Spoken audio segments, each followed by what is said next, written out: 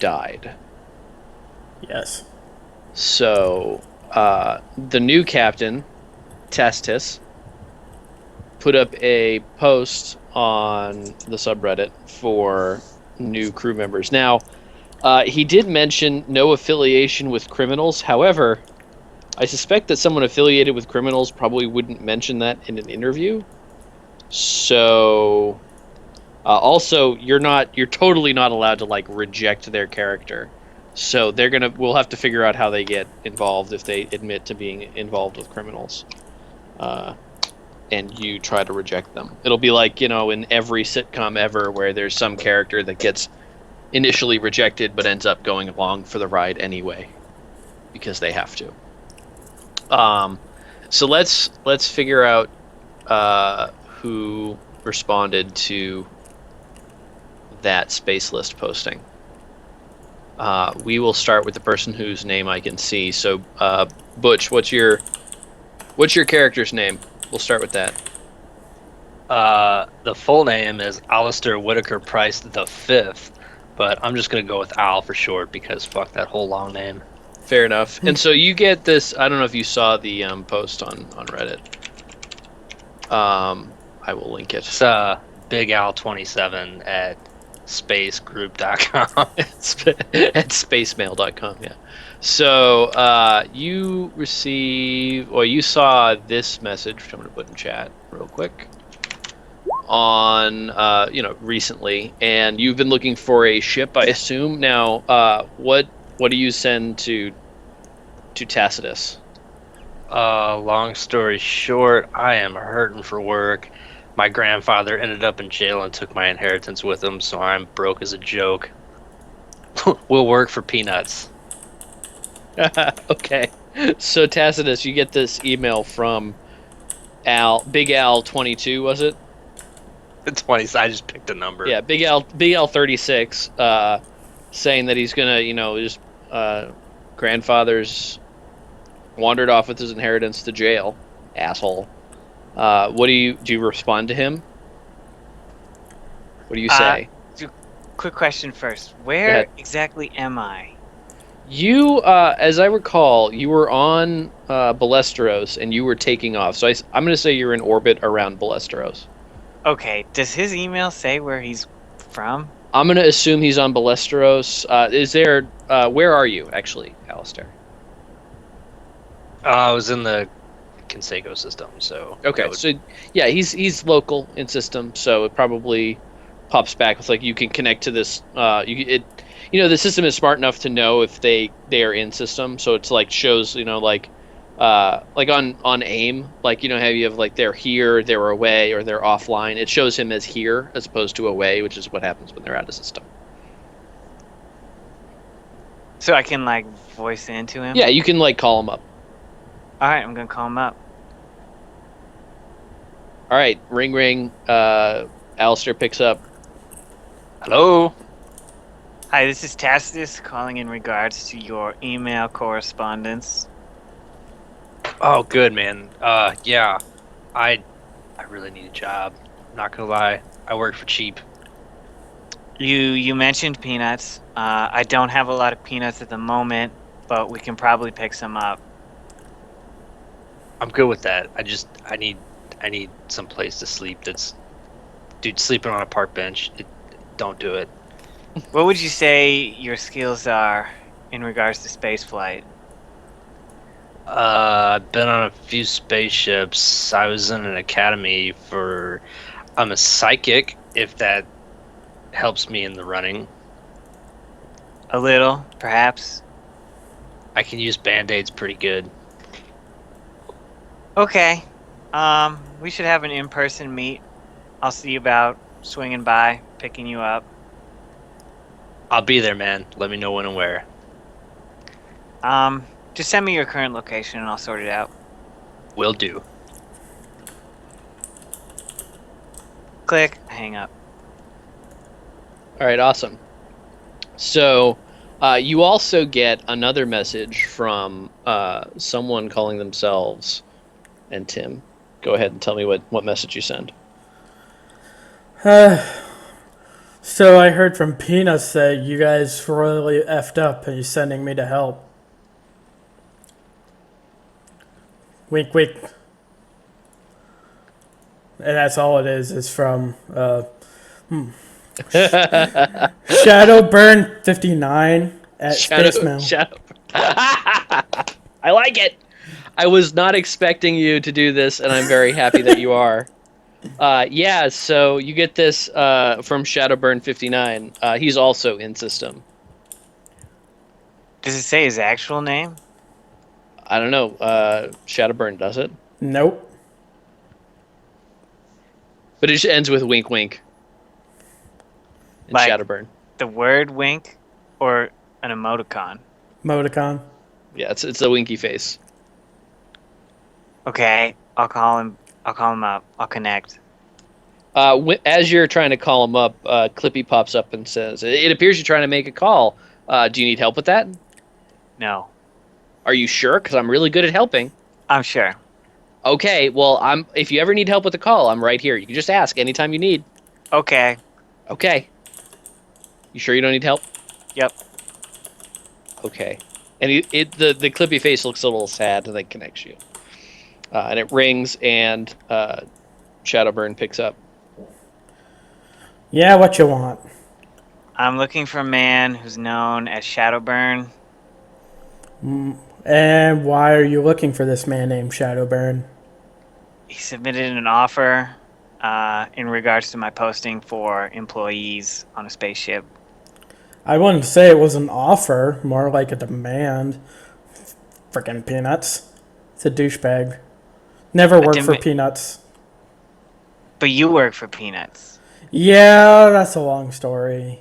Do you literally work for Peanuts, or do you work for a man called Peanuts? I work for the man known as Peanuts and his superiors. It's a shitty situation. So you would say you have ties to a criminal organization. Is that true? Yeah, but considering Peanuts is the one that's making me go on this, you're probably already in shit Okay, to begin with. You really, really need to enunciate the word peanuts, because that did not sound like peanuts. Like when you said penis. it. I didn't think this fully through at the time when I named him. So I don't know if I owe Peanuts anything. I know Peanuts wants me to work for him, which I'm reticent to do. And Clippy pops up, and it says, it seems that you're trying to make a hard decision. Would you like help with that? Yes. It says, you should accept anything from Peanuts, because Peanuts is awesome. I don't believe that. Tim, that first one, that's a belief, not an instinct. Yeah, it just, like, Clippy just sort of looks back, and, like, it's looking off to your side, because it doesn't have any, like, cameras or anything, so it doesn't know where you are, but it just looks and goes, oh, and then fades away. All right. How did you become involved with the man known as Peanuts? As I said, it's a long story. Unfortunately, I kind of happened to stab a couple of Peanuts' lower guys on the totem pole. And unfortunately, and apparently, that wasn't a smart idea. And now I have about 30 guns trained to my face, as well as a small bomb attached to my spinal cord, which will go off if I don't do what they say. It kind of sucks. So there's a little complication. Okay. Yeah, that is a bit of a complication. Just a Clippy bit. pops up some details on different kinds of bombs people attach to their spinal cords. It's on Spacepedia. Just like details about bombs. Probably putting you on some watch lists as he does it. Can I talk? Are you with Peanuts right now? No, he's off world right now. Off fetching some dog or something. I don't know. At what point will said explosives be removed from your spine? When I make them happy enough, which hopefully will not be too long from now, I'm hoping within the next month or two, if I don't I screw don't up. know if you can ever satisfy this man. Probably not, but hey, bomb on spine. I gotta do something to stay alive, man. Yeah, it turns out when you have a bomb on your spine, kind of limited options there. Okay, well, we should meet in system. Send me your address. I'll send you a address where we can meet. And what is your actual name, by the way? You can still call me Shadowburn for now. Once I meet you in person and make sure you're not a horrible serial killer, you might find it out. Okay. Okay, so I'm sorry. Okay, I was thinking earlier today how I was going to keep the whole peanuts thing going, and now you've solved that problem for me. You're welcome. Yeah, so you have a meeting with both Al and Shadowburn. I'm gonna have to remember to call you Shadowburn because I can see your name. I think everybody else can see your name too. Probably. So It's not going to be too long from now they figure it out. okay. So again, you can reject him. He's just going to end up on the ship anyway. That's so if you don't want to hire him, that's fine. But he'll end up on the ship, and you'll have to figure it out later. Um, okay, so let's start with Al. So you guys meet up. Where do you guys meet up? We meet at a local No, no, coffee. Al. Al, not Oh, you. sorry. My bad. I want to that'd meet be up up at a to him. spaceport. I assume I land somewhere. Yeah, Like so at a you can. spaceport. Yeah, you can land at another city or something. The lovely Um, Russian-owned coffee bar. So yeah, you land let's say you land in like the main city, whatever the capital of Balestros is, probably Balestros City. And go to meet Alistair. As you're landing, the can you make a perception check? It's Tacitus. Is that against, let's see, wisdom? Intelligence? Yeah, I think wisdom makes sense.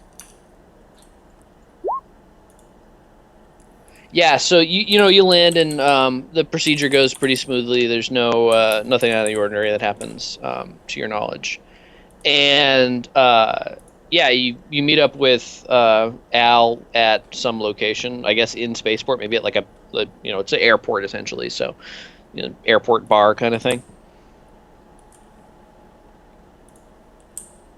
So we're both at a bar. Yeah, you're like it's a restaurant. It's like an airport bar, so it's not really like a bar. It's more like it's like a restaurant that has a bar, and it's sort of people are coming and going. I'm gonna go up and order a water. Okay. And the bartender looks at you and just sort of cocks his head. Okay. And he pours you a glass of water and hands it to you. I take a sip. And I scan the room. Roll for initiative. So yeah, you scan the room and you see I don't know, a few normal, like, I mean, it looks like a bunch of travelers. It's like being in an airport. So there's a bunch of people with bags with them, with suitcases, that kind of thing. And then in one corner of the room, you see a guy in sort of like a wrinkled and rumpled suit, and he's sitting in the corner, and it looks like that might be Alistair. All right, I'm gonna go walk over there. All right, Alistair, are you wearing that wrinkled and rumpled suit? Please say yes. Absolutely. Okay, yeah. So, Alistair, this guy walks up to you, and he's holding a glass of water. You're just sitting there, and everybody's kind of looking at you like, what's going on with this guy in the wrinkled, rumpled suit? It's kind of dirty. You guys, Tacitus? I am the man known as Tacitus. Dude, totally appreciate you coming out to meet me. I need this job. Okay, little pro tip for interviewing. Don't say you need the job. It may be true, but you want to keep your cards hidden, right? Because now you've sort of revealed some information that I can use in negotiating. I'm gonna be honest, man. I've never been on a job interview in my life. Being honest is good. I'll give you that. So you said you've never been on a job interview. Do you have any work experience? No, not really. My grandpa had a whole shitload of money, and it's all gone. I've never worked a hard day in my life. Okay, this interview is going pretty good. What do you think you're gonna do on the ship? Dude, I will do anything. Anything. Would you kill another job interview candidate? If you paid me enough, yes. Welcome aboard. Yes. No more dog food for dinner. I sense Alright, let's my go. character will be I hate short-lived. airports. I hate airports too. Oh my god, it's wonderful. I sense Okay, my so character yeah. will be very short-lived. Al, welcome aboard. Did you work out? Is it just going to be another even split, as it was before, or are you trying to do something else here? No, it should be an even split. Yeah, that makes sense to me too. Okay. So yeah, you finish up with Al. You take him back to the ship, show him a room. It used to be Lorne's. Or no, I guess you take over Lorne's room because that was the captain's quarters. Um, and we'll say it's been a little while, so you've been able to it's sort of been that a length of time that never takes any time in the universe. So it's like it's been a week, but no time has passed because it's like a TV show. Um, and so you were able to move into Lorne's captain's quarters, which are spacious. And you take, I think you take Al to maybe to your old quarters and give him your old quarters. So he's got a little place to stay and to put his rumpled suit and whatever other accoutrement he has with him. So before we go on to the next guy, let's talk about Al's character and what he can do. What are your skills, sir? Let me pull up what I had. I took the noble background package because my family was supposed to be the upper echelon. That sort of like snobby, snooty, shithole type family. And what planet were you from? Like what planet? I picked Azaria, which is in the Conseco system, I think. Okay. I'm gonna put Conseco in there just so I remember. Okay. Yeah, so you're a noble from Azaria. I went to an academy for my psionic training and took biopsionics. So I have like tech medical, tech. I have a good persuasion, but shitty charisma stats. So that's going to work out fantastically. Okay.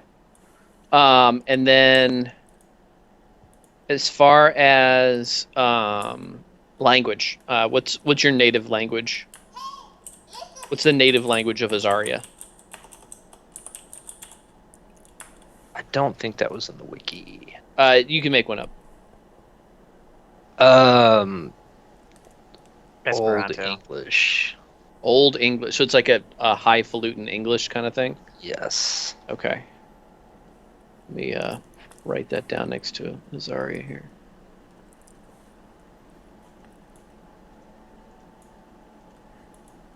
Azaria. Yeah, it's tech level 4. And it has a English. Okay. Yeah, that makes sense.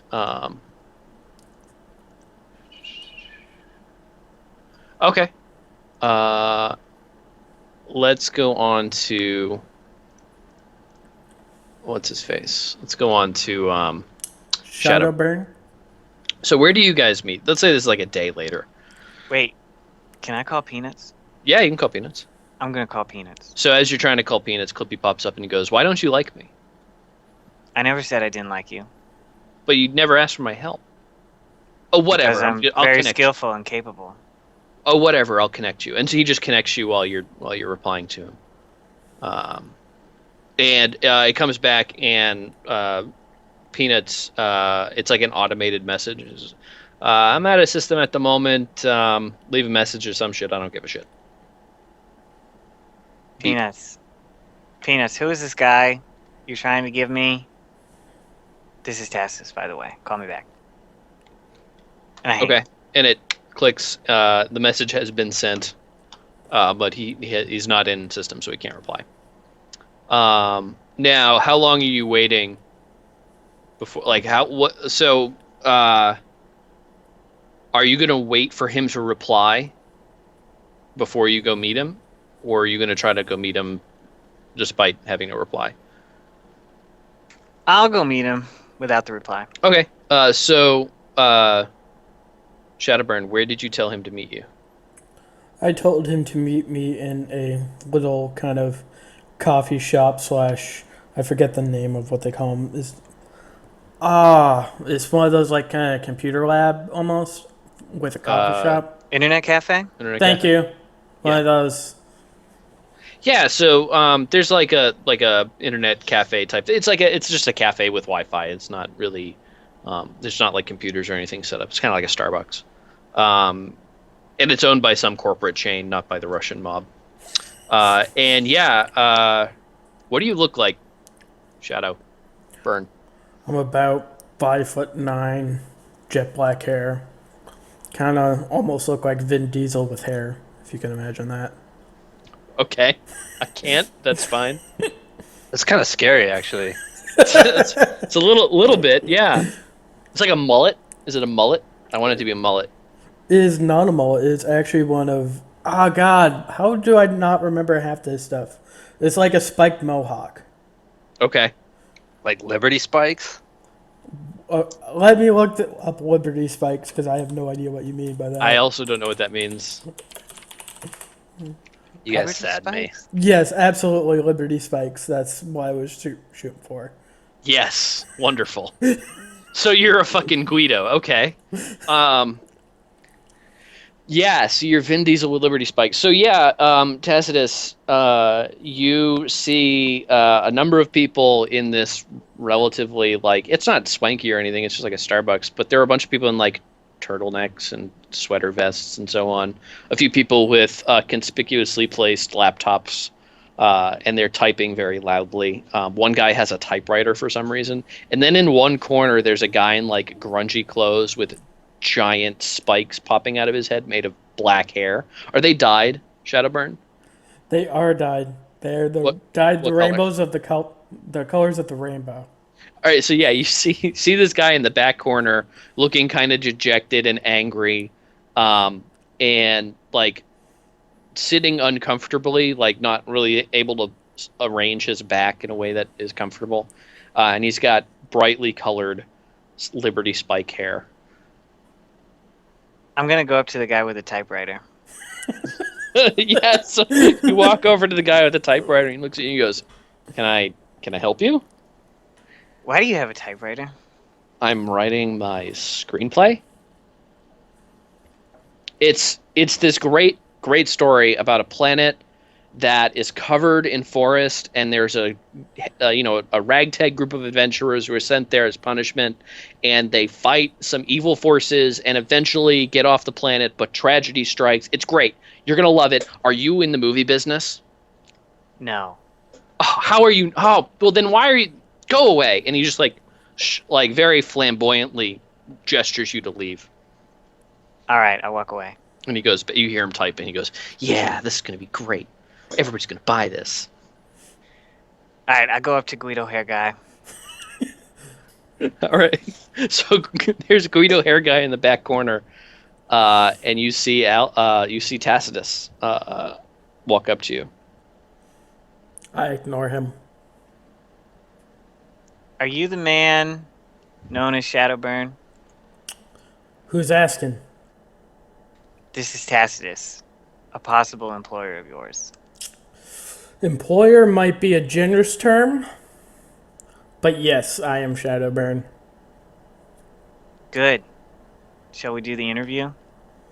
Interview not necessary unless you want Peanuts to come and rape you in the butt. I'm coming. Where are my quarters? Where's the ship? Let's start with an interview first. So you want Peanuts to just come randomly butt screw you? I mean, I can give them a call and they'll be right here in a jiffy. I mean, yeah, go ahead and call him because I can't get through to him. So if you can, I'd be even more impressed. All right, hang on. I go and I dial up Peanuts. Yeah, you get the same messages, hey, I'm out of town right now. Leave a message after the beep. Beep. Motherfucker.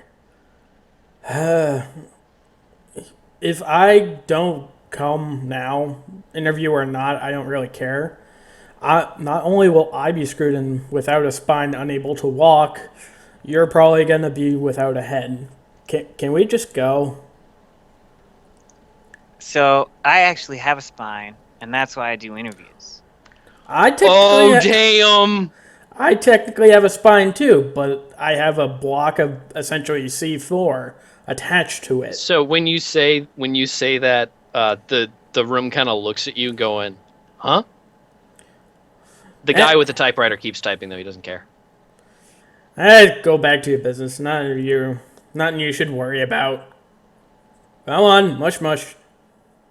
And I think they all kind of like a couple people get up and start leaving. Like one of the baristas has picked up a phone and is talking to someone. You see what you made me do? They're calling the cops. Come on, let's go. Do you have any work experience? I stabbed 3 guys, one in the jugular, which is how I got in this And horrible and mess. when you say that, everybody freaks the fuck out and starts running away. See? Can we just go? This is getting worse. Let's just go. I think it's more your fault at why it's getting worse. It could have been completely avoided if we were already on our way to the ship. But no. Come on. Mush mush. I start walking out the door to head towards the Um, ship. so can you roll a luck check? Yes. Let's see how long you last. Nice. So outside is 7 cop cars, and they're like you go to open the door and there's like a crew of 20 plus police officers. Why do I saying, feel like deja vu? Put your hands up right now. All right. Get your hands up. Go They're up, guys. Chill. They're up. on the ground. On the ground. Okay. And I get on the ground. So yeah, you're on the ground. Tassus, what do you do? Is there like a vending machine in this internet cafe? Yeah, well, so everybody has run away. I don't think there's a vending machine, but there's like, cases with like food and drinks and stuff. It's all like glass windows on the front, so everybody can like see that you're in there. But you're like obviously not with this other guy, so.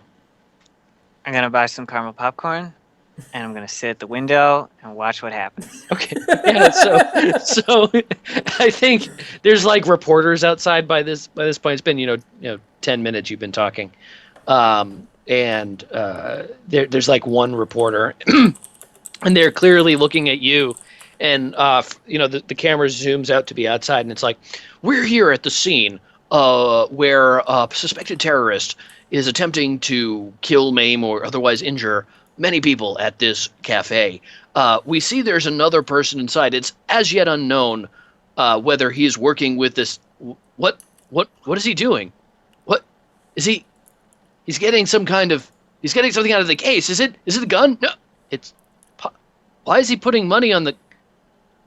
Ladies and gentlemen, he has just bought caramel popcorn. I don't know what to make of this. I don't know what's going on.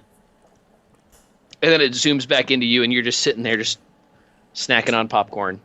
I think that the police officers come and arrest Shadowburn and put him in the back of the car, and then one officer comes in to talk to you. Oops, sorry. One of the officers comes in to talk to you, and he says, and he's got his gun out. He's kind of pointing it down, but in your general direction. He's like, "Sir, I need you to ask you to put your hands up. I need to ask you a few questions." Can I put the popcorn down first? That's fine. Sir, are you armed? I am. Sir, okay. I'm going to need you to put the weapon on the table in front of you, and then come over here. And he gestures to another table on the other side of the room. Okay, I do as he says. Yeah. So he's a little bit calmer now because he's dealing with someone rational who isn't talking about stabbing 3 people in a public place and C4 in his back. And he goes, "Sir, why didn't you leave when everybody else did?" It didn't seem that dangerous of a situation. He just looks at you aghast and goes, "Excuse me?" I mean, like, it didn't seem like it was actually going to hurt anyone. It just seemed So- like he had a big mouth. Sir, are you okay? I think I'm okay. In the Might be a head, little and he peckish, but sort of points to his head, and he goes, in here." I mean, everything seems pretty hunky-dory. Last I What thought. what kind of did you have any weapons on you, Mal? I had a laser pistol without any ammo. Yeah, you don't have that anymore. He looks at you and he goes, "You realize he was armed, and I guess so were you. You're not affiliated with him in any way. How do you know him? We saw you talking to him." I'm actually conducting interviews for possible crew members on a ship. I see. What's the registration of the ship, sir? I give him the registration, but Well, do we he just have, wants like, to know the name. registration? Okay. I don't remember the name. Jack Rose. Yeah, it's just the Jack Rose. It's the Jack Rose. I see. And he's holstered his weapon and he's got a little pad out, and he's gesturing for his partner to come in, and he's typing in the Jack Rose into like a police database or something. And he goes, "All right, sir. I'm gonna have to ask you to come down to the station, and then can you roll a luck check?" Yeah, I'm gonna have to ask you to come down to the station and make a statement. And he puts his, his partner comes in and he puts his little compad on his belt, and he says, "Come make a statement at the station, please." Okay, can your partner grab my stuff? Yeah, we'll take that into impound. We'll give it to you as after you make your statement. Okay, You can take the popcorn with you. sweet. So y'all head down to the station. The scene sort of disperses after an hour or two, but you guys aren't there for that. Shadowburn, you are placed in holding with... Can you roll another luck check? If I hard fail this one, the shit's gonna hit the fan again. Fucking There hell. is a 6.5 foot tall, 400-pound black man in orange Racist. jumpsuit. You know what? You're right. Absolutely. He's a white guy, but he is 400 pounds. And he is wearing an orange jumpsuit. And has a mullet. he does have a mullet. And yeah, he's looking at you like you're lunch. In the meantime, so the camera sort of looks at you for a minute and then plays the sad trombone. Wah, wah, wah, wah, wah, and then switches over to Tacitus, who's finishing giving a statement on why you were there, and it is generic questions. Why? How do you know this person? Et cetera, stuff you've already answered. You finish up your statement, and they say, "All right, sir. I mean, you're free to go, I guess. Try to stay local. We might need to ask you some more questions about this guy." And he kind of like looks over at Holding, where the large white guy is like drooling at this point, like actively drooling on himself and staring at Mal. So, Well, you got my ship, so you know where to find me. yes, sir. And then, yeah, you can go back to the ship. Let's talk about Mal and your situation. So, fortunately, Mal, you're in the Unified Society, where you do have the right to a lawyer and innocence still proven guilty, etc. However, you are in a holding cell with a very large gentleman who's not necessarily got your best interest at heart. And you probably have some outstanding warrants, I'm going to say. So what do you do? How's it going, Tiny? The guy looks at you and just sort of grunts. Ugh. You seem really high up there on the intelligence scale. Wouldn't you say? I'll tell you what, buddy. If you can help me get out, I will give you the biggest batch of cookies I can find. I'll throw in some brownies. Special brownies. Can you make a persuade check? Yes. That's against my charisma. Yeah, it's against charisma. The guy looks at you and goes, "Oh," and he walks over to the door. And it's it's not bars, it's like a cage, so it's little squares.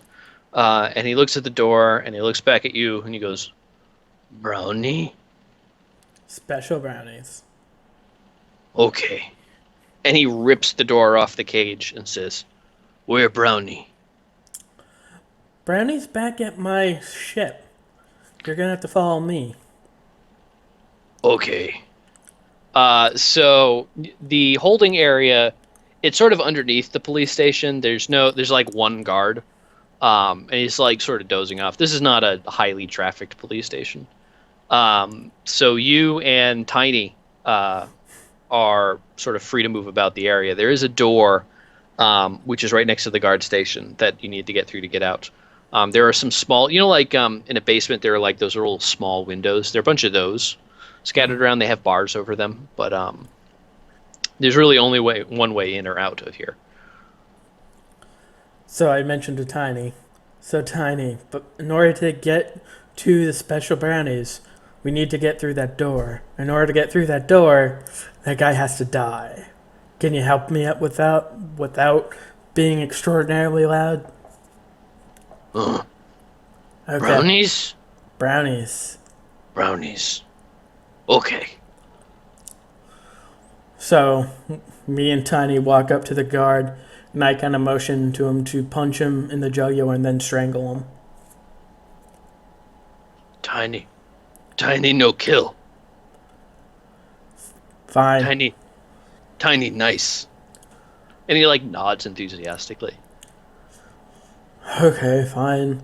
So I walk up to the guard and punch him in the jugular and then strangle him. All right, roll for initiative. Damn. Actually, before you do that, so before that actually takes effect, let's. There is a stealth roll, isn't there? Yeah, go me a stealth roll.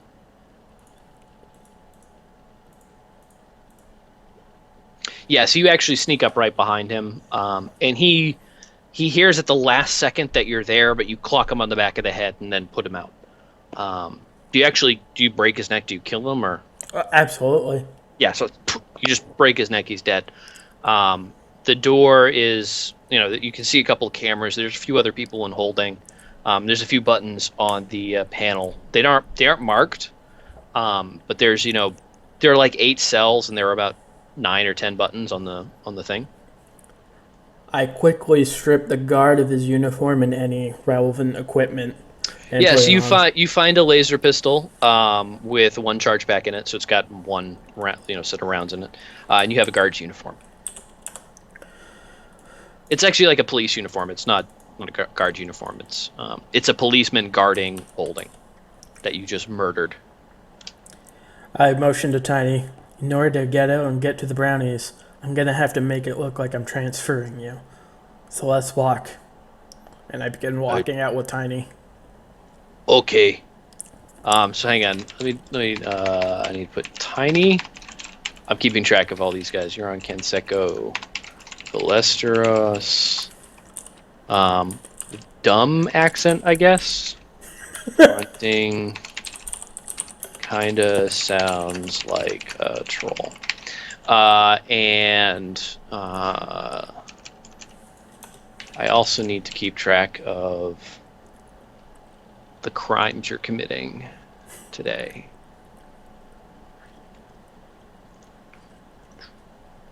Okay.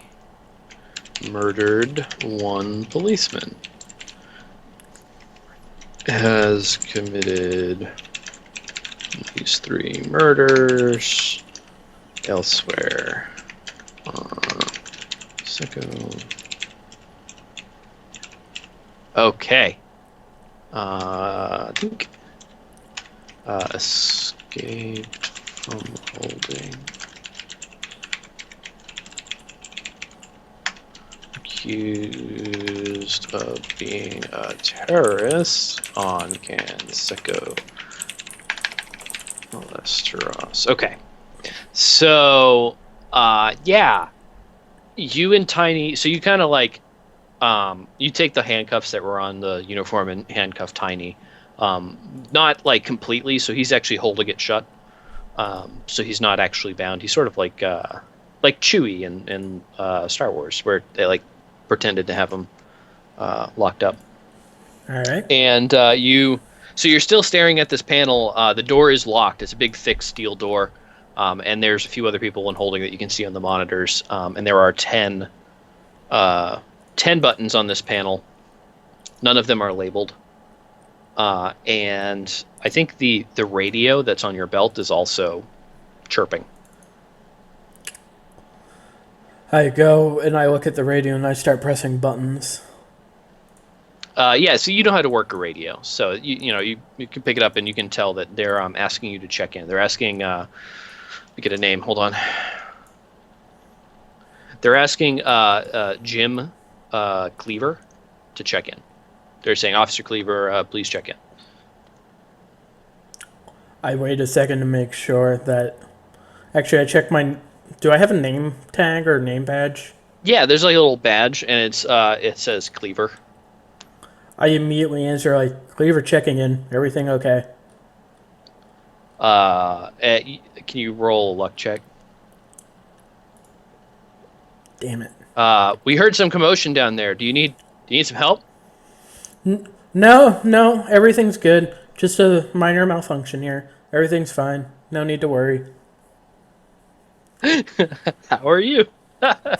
All right. Well, shift changes in 5 minutes, so we'll be down there then. All right, sounds good. Okay. It clicks and it makes another chirp, and there's some generic chatter going on, but nothing fancy. Door's still locked. People are still in their cages, other than you. I mutter shit under my breath. I continue pressing buttons for a minute or two. So which buttons? Like, there are 10 of them. I start just pressing them in random orders in an attempt to open the door. So all of the doors open, including all the holding cells. Everything's open, and also alarm starts going off. Well, freedom, guys. Time to run. Bye! So you and Tiny's following behind you. You're running out of the room, and there's a sign, and to your left it says garage, and to your right it says like main room, basically the way you came in. I run towards the garage. Okay. So you and Tiny's following right behind you. Yeah, I think let's see what happens when you get to the garage. Well, let's check back with Tacitus and the gang. So Al and Tacitus, you guys are back at the ship. Al, you've settled in, I'm sure, to your new area by now. Let's talk about what you guys are going to be doing while I think about what happens with the garage. So Tacitus, you've been getting emails from everybody. Like, all of the old emails on the ship are now being forwarded to you because all these people died. You went in and forwarded them. So you're still seeing all of the emails that you were getting before, including stuff that you might not have been privy to. So you do see the mission from the mysterious man at the circumference that you guys had last week, which is for Rico Munoz is the target, and he's on Afra. There's also a new update about the basilisk. It's actually it's been moved. Well, it has moved. Sightings of it have moved to. Once my map pulls up, I'll let you know where it's moved.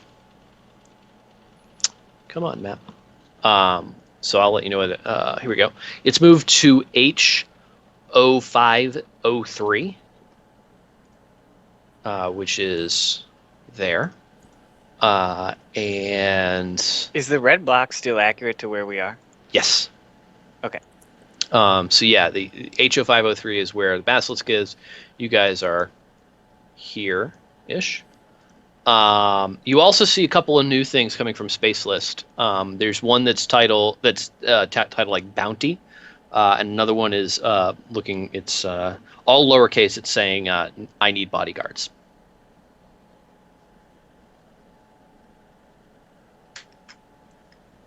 You interested in reading any of those, or you have an idea what you want to do? Where's Al? Al, where are you? As soon as he asked that, I bust through the door. Do you know you have an entire second pantry full of fucking brownies? It's amazing. Also, don't go into the bathroom for a while because eating an entire shelf of brownies, not so good for the digestive tract. We might want to restock our citrus spray. Sorry about that. Congratulations, Al. You are the space janitor for this vessel. Turnabout, my friend, is fair play. Also, all the computers in the ship have a really helpful little thing on it, dude. It's helped me do so much shit on the ship while you guys were gone. I did some things on the computer. I searched. I learned a whole bunch of stuff. It's great. Okay, so I got a couple missions lined up on the docket here. What do you think we should do next? And I show him the Listings. bodyguard listing and then the other listings. Okay.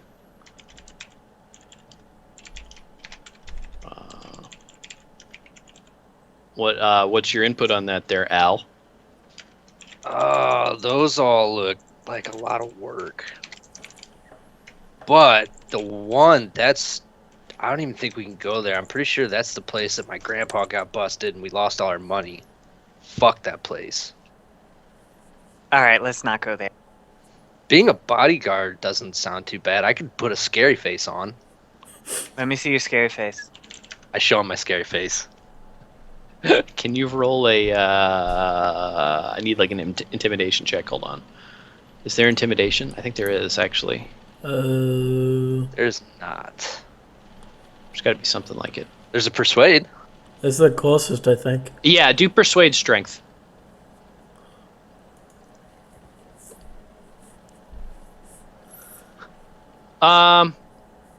Can you give me a? I need a resistance for that. Give me a mental effect save, Tacitus. Yeah, not you. Tacitus needs to. Oh, you scared yourself, and you scared Tacitus too. So yeah, Tacitus, yes. It looks pretty scary. All right, your intimidation face is pretty strong. You got some strong game in that area. All right. Can I read this email about the bodyguards? Are there Sure. more details there? I've written it up for you because I got an AFK 2 seconds. I'll be right back. it's important. So the poster is it's Lou 444 XXX1 Sephiroth at spacemail.com. And it's signed by a Luisa Mendez. And that is the message on Space List.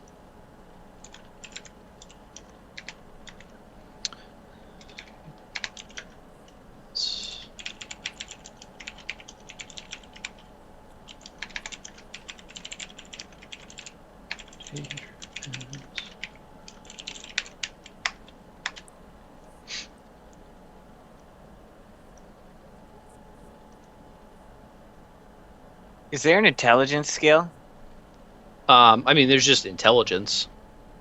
What are you trying to do? I want to test intelligence to see if I understand what this letter's asking.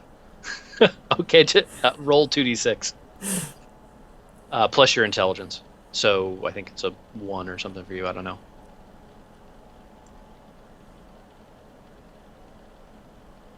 Yep, it's 1. Yeah, you do understand. Well, she's trying to hire bodyguards for a trip that she's taking. Apparently, her father's saying that she has to hire them, and her father's paying. Okay, I'll call her up. Okay. Yeah, she's in system. So it rings a couple times. She goes, "Hello." Hi, this is Captain Tacitus, calling in regards to your query for bodyguards. What's a query? A query is a type of question.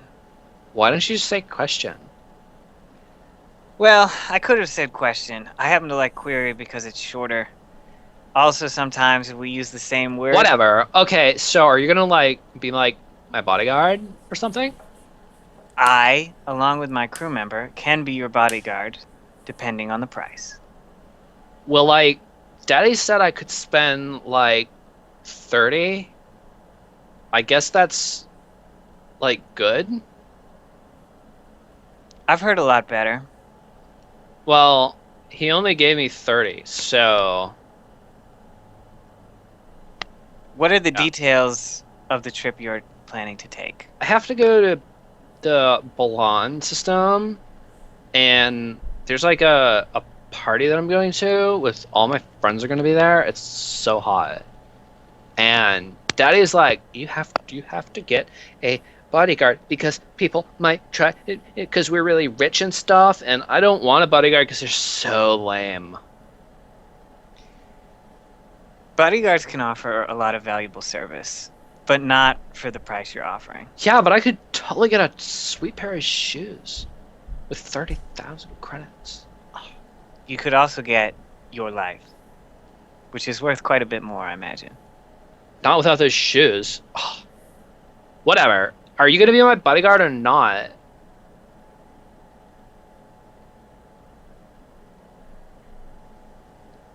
Quick question out of character. Okay. How much does it... I'm trying to judge whether 30 is actually reasonable or not. Like, how much... That's a Does it take to decent run that's a decent pay for because this is gonna be like a night of work. So there's traveling to get there, night of work, 30,000 credits. Wham bam, thank you, ma'am. Uh, that's not a bad price. So let me put it this way: it's very rare that the mission is going to advertise a bad price. I'm not just for the sake of out of character, just for the sake of expediency. I'm not going to try to stiff you. You might be able to get a better price by negotiation, um, and at the very least, you'll be able to get a sense of whether you can get a better price with a business roll at any point. And I'll say, yeah, she's got more money, or no, she's got nothing, or whatever. All right, can I make a business roll then? Absolutely, against your intelligence. Let's see. Business.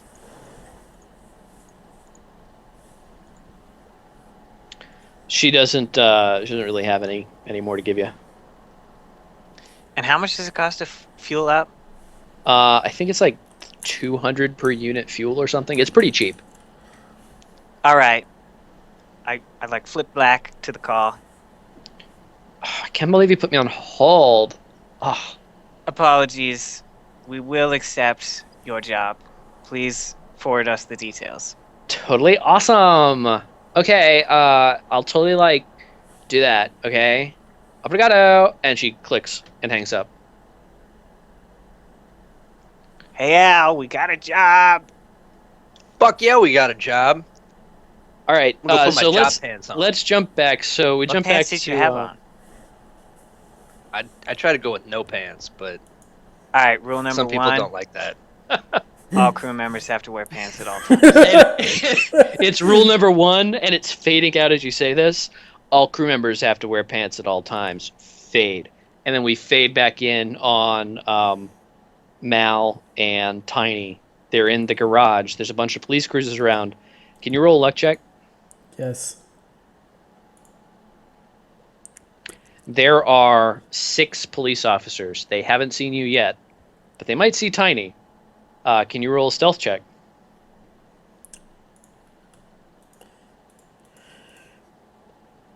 Yeah, so as you're coming in, you come in stealthily and hide behind like a barricade.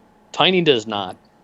And so there's a large 6.5 foot tall, 400-pound white guy with a mullet standing in the door, and he's wearing a bright orange jumpsuit that says prisoner on the front. And the tips of your Liberty spikes are poking out above the barricade. Um, and well, actually, I don't know. It's very obvious that if you have Liberty spikes and a police officer's uniform, probably not going to be I was not going to. hoping there was like a hat that I was wearing. Well, based on your character's picture, I don't think that would help you very much. It would hang off one of them and be really funny looking. Yeah.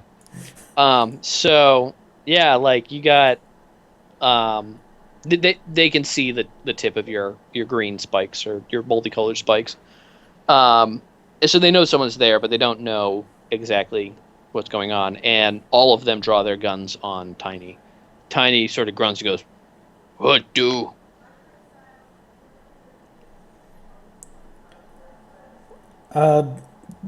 Play nice.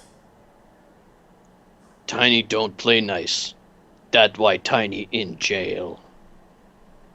Then play mean. Tiny play mean. Ah! And he raises his hands above his head and screams, and then runs towards the police officers, all of whom discharge their weapons and kill Tiny. He falls flat on his face, dead.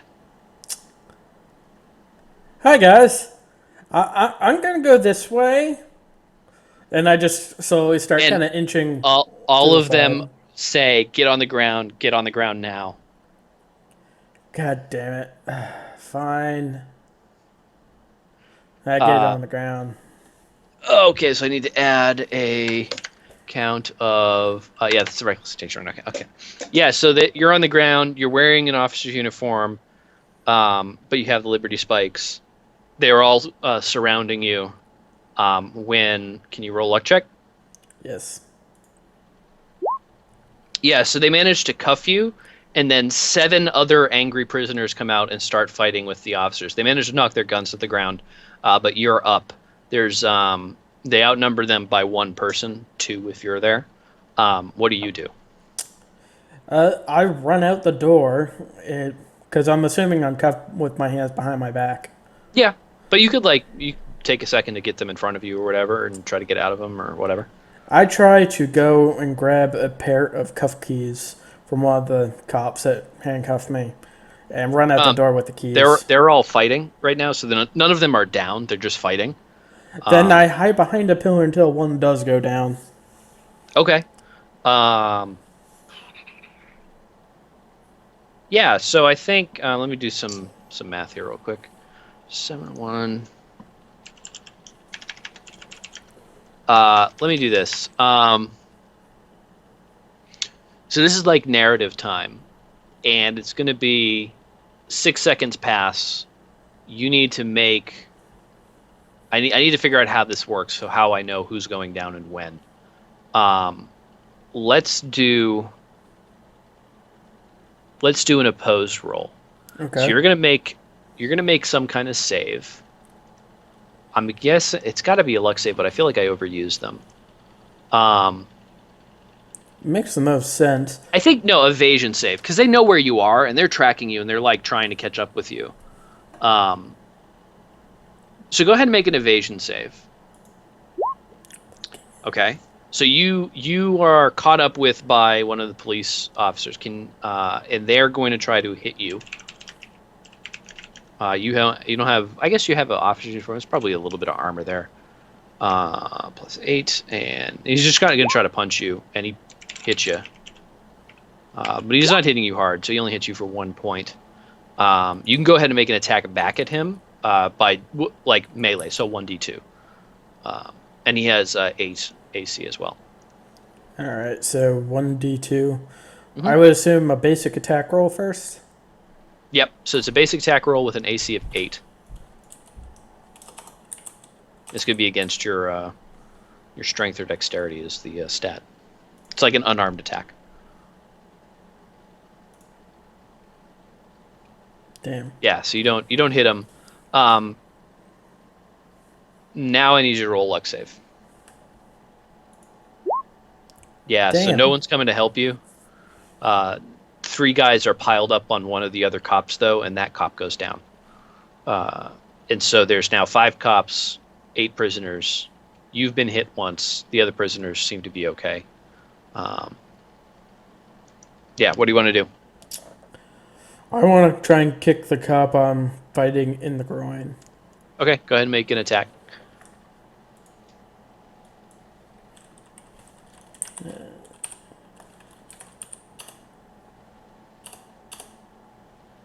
Yeah, you miss. I think he sees his buddy go down. Can you roll another luck check? I want to figure out whether it's good for you or bad for you.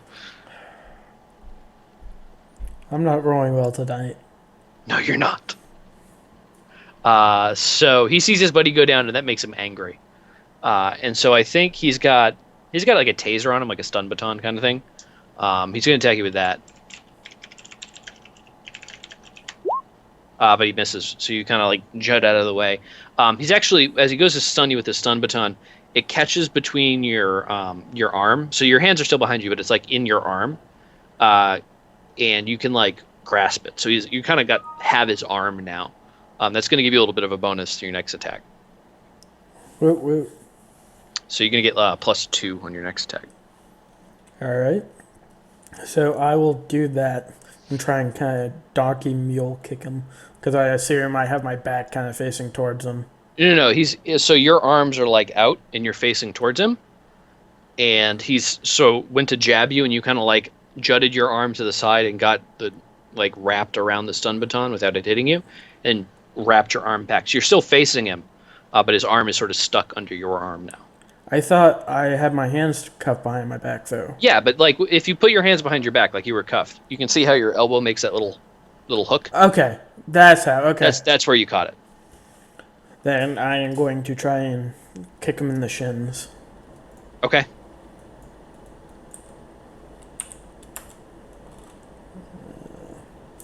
It's going to be 1d20 plus 10. I'm trying to help you, man. Yeah, that's pretty lousy.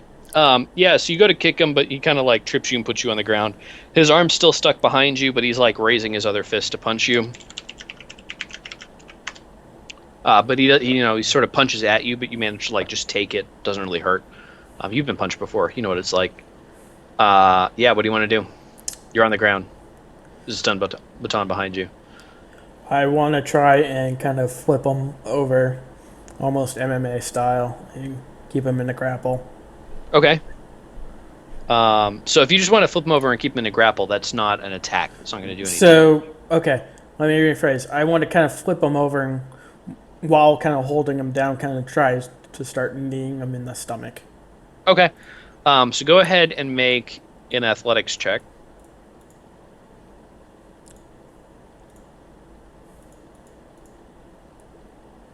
Okay. So you try to push him over. It doesn't. He sort of like recovers. You're kind of both on your side now. And he's trying to get the stun baton to work again. Can you make your attack? Does this still have +2? Yeah. It's kind of close range. Trying to help you. Trying to help you.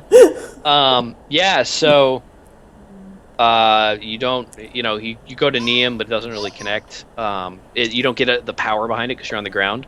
Can you roll another luck check? Yes. Hey! So at this point, over the last few rounds, all of the other police have sort of collapsed away. They've been beaten up or otherwise had to like run to get more help. This guy and you are the only two left still fighting. You actually notice that around you, all of the other prisoners are just watching, and they're just waiting to see what happens. Kind of cheering a little bit. One guy's like looking around trying to take bets, but he doesn't have any money, so he can't. What do you want to do? Hey guys, one of you want to come and curb stomp this fool? And they kind of look at each other, look at the cop, and go, eh. And then they come and they kick him in the face and knock him out. They untie you, and they look at you, and they go, what were you thinking with the guard uniform? I was hoping I could sneak by. Dude, have you seen your hair? Yeah, I wasn't thinking clearly, quite obviously. All right, let's get the fuck out of here. And the guy looks around, and he's like, yeah? And he looks over, and he sees like a paddy wagon. It's one of those big police vehicles with lots of room in the back. And he goes, let's get in that. Let's do it. All All right, so they all run over and they crack open the door. One guy starts hot wiring it. Other guys start getting in the back. He goes, "You're gonna have to drive." Okay. And so yeah, so he managed to get the car going, and he says, "Get in, drive us out of here." And they go and get in the back. And you now are in a paddy wagon, ready to drive away. I back up and drive away. All right. Tiny's sad face lies on the ground, dead. And you drive out of the police station. There's a huge commotion because there's been this breakout in the police station. People are buzzing all around, but they see a police paddy wagon and they let it out. You kick on the sirens and drive away. And from the back, one of the guys shouts, "Do you have somewhere we can go? Somewhere we can lay low?" There's a ship I was supposed to work on. You might be able to crash there. All right, yeah, that sounds good. So can you make a navigation roll against your intelligence? No, your wisdom. It's going to be your wisdom. Either way, you fail. So yeah, it takes you 8 hours to get there, which is right as Tacitus. Actually, Tacitus, can you make a luck check?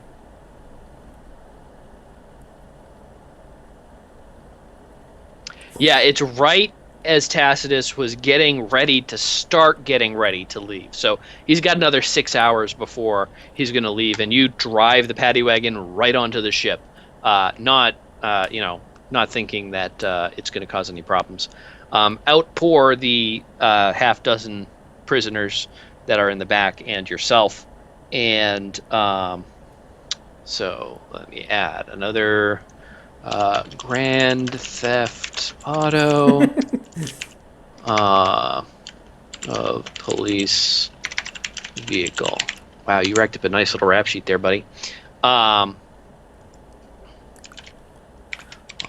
Ballesteros. So just to give you a sense of your rap sheet, right now I have murder first degree, escaping from jail, assisting an escape, 8 counts, terrorism, 1 count, reckless endangerment, 1 count, and Grand Theft Auto of a police vehicle. Assault on officers? Oh, that's the murder rap, right? I guess he has some other assaults too. So there's assault. You're right, absolutely. Thank you, Tacitus. Assault on, assault. I guess it's ag assault with and battery on police officer, because it's not actually a different crime here. It's just ag assault. And that's, let's see, you attacked 1, and then you told someone, like you aided and abetted another 6 counts. So aided and abetted ag assault and battery police officers, 6 counts. Okay. Let's see. Is there anything else that you did? Probably. I just Probably. can't think of it. I just can't think of any. Okay. Yeah, so you have a pretty good rap sheet on Ballesteros. Not to mention the 3 murders you committed before you even started this game. So, yeah. You pull into the Jack Rose, and the prisoners pop out and go, "What's going on? Like, where should we hide? Where do we go?" And they're looking at you like you're in charge of the ship. So I first go and find the guy that hotwired the car. Don't these things potentially have trackers? Did you take that out before we left? No. Fuck. Let's go find something to blow the living fuck out of this thing. I don't want us tracked. Well, and he looks at you and goes, "But if it has a tracker, then they already know we're here." No? Fuck. Let's just go take off. And I just start running upstairs looking for the cockpit area. As you're running by, one of the other prisoners smacks the thing to close the door. You have a police paddy wagon with an active tracker in your ship, and yeah, you run up towards the bridge. And let's see, who do you run into first? I guess on the way up to the bridge, you probably run into Al walking through the ship pantsless. And so, yeah, you run into this guy who's still kind of scruffy looking. He hasn't had a ton of time on ship. He looks a little bit green from something. He just looks like sort of nauseous. And yeah, you run into him, and there are 6 or 7 prisoners behind you. I think I said 7, right? I think there were 7 because we outnumbered them by 1, 2 Yeah. if I joined him. Yeah, and it was because you have 8 counts of assisting in escape. Tiny plus the 7 others, and you make 9. So that's right. Yeah, there are 7 prisoners behind you. Hey, where's the cockpit? Who the fuck are you guys? Not important. All you need to know is Peanut sent me. Where's the cockpit? I don't fucking know who Peanuts is. Tacitus is running around the cockpit up that way. Thank you. I just start running past him in the direction he pointed. So as you run past him, one of the prisoners looks at Al and like stops dead in his tracks and gives him like the long look from the bottom up and then back, and goes, I'll be right there. Hey, honey. Hi. Come here often? And the camera fades and like diagonal wipes over to it doesn't fade, it diagonal wipes over to Mal as with a look of horror on Al's face. And yeah, you come into the bridge, and there's Tacitus and you and your 7 buddies. What do you do? Hey, you remember how I suggested we go to the ship originally? Well, now you're in deep shit. Let's take off. Why am I in trouble? Because there's a police paddy wagon down in storage with an active tracker looking for myself and my 7 associates here. How did that get here? We had to drive here. And where did you get the paddy wagon? Magic? So you're a magician. Yep. Okay.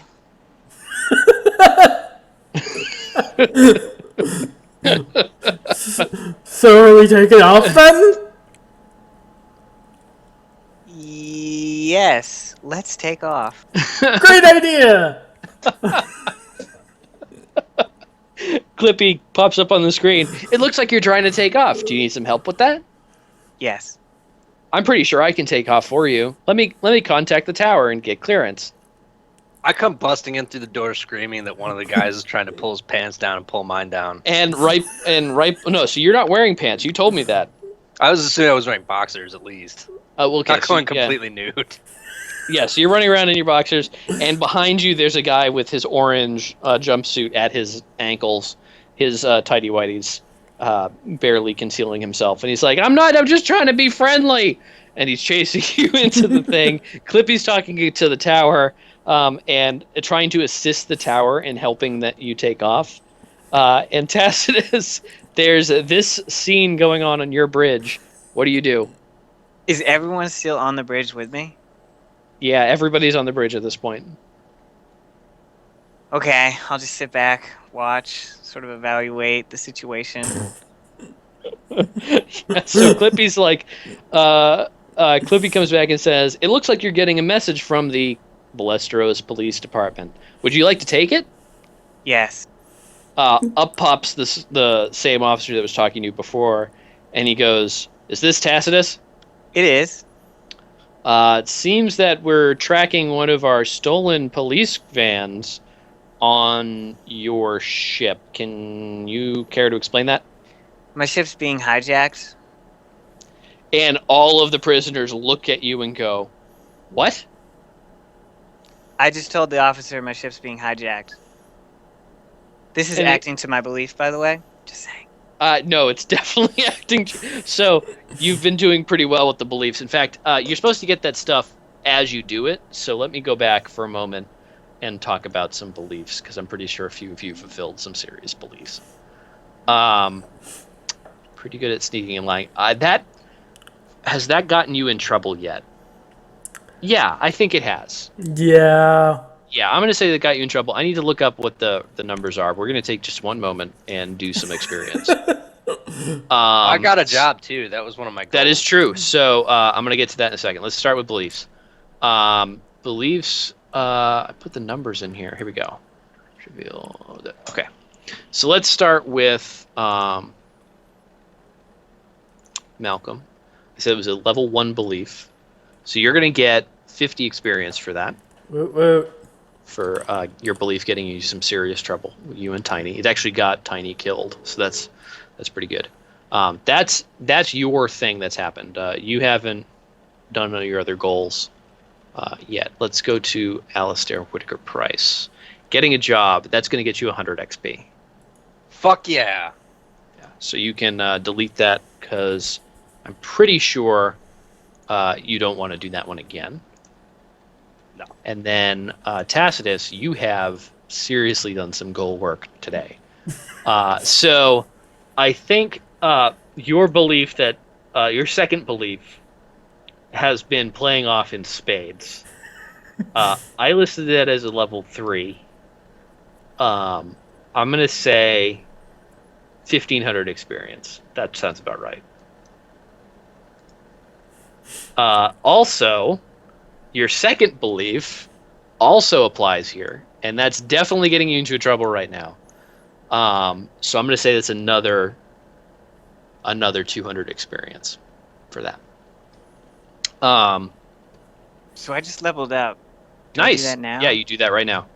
So the first thing you want to do is roll your hit points, and you're going to roll your hit die. It's in the book. Do you add it to your existing, or is Yes. it just So like that's what the it way is now? that it works when you level up, let me pull it up here so I give you the right numbers. You are an expert, right? I am. Okay, so let me pull up the expert sheet. So you have a hit die of, I think, 6. Yep. Okay, Page 17. cool. So on the experience table, if you look at level 2, it says 2d6. So the way that you What page gain is that? hit points, this is page 17. So your hit die, you roll your hit die every time you level up, the number that it says there. If that number is higher than your current hit points, you get that hit point level. So if you roll 10 on 2d6, you now have 10 hit points. You get those immediately. If it's lower, you keep the higher value. So if you roll a 4, you're going to have 5 hit points still. You're going to get all your saves updated. I don't think you actually do that to level 5, so you don't have to do anything now. And then I believe you get, I think you get 2. I forget if experts get 1 or 2 skill points per level. So you now have 8 hit points. I'm trying to figure out.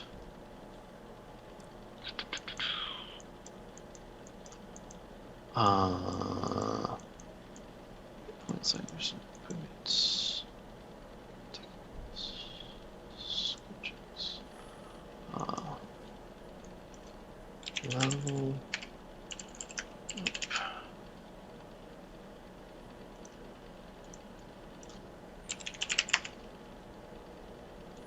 I need to find where this is.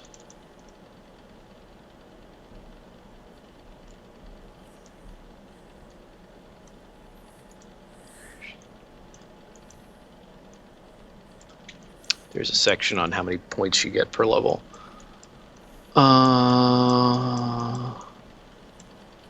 Attributes, character class, experts.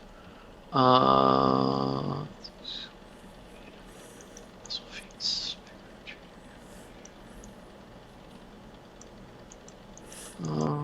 shit! I don't actually know where it says.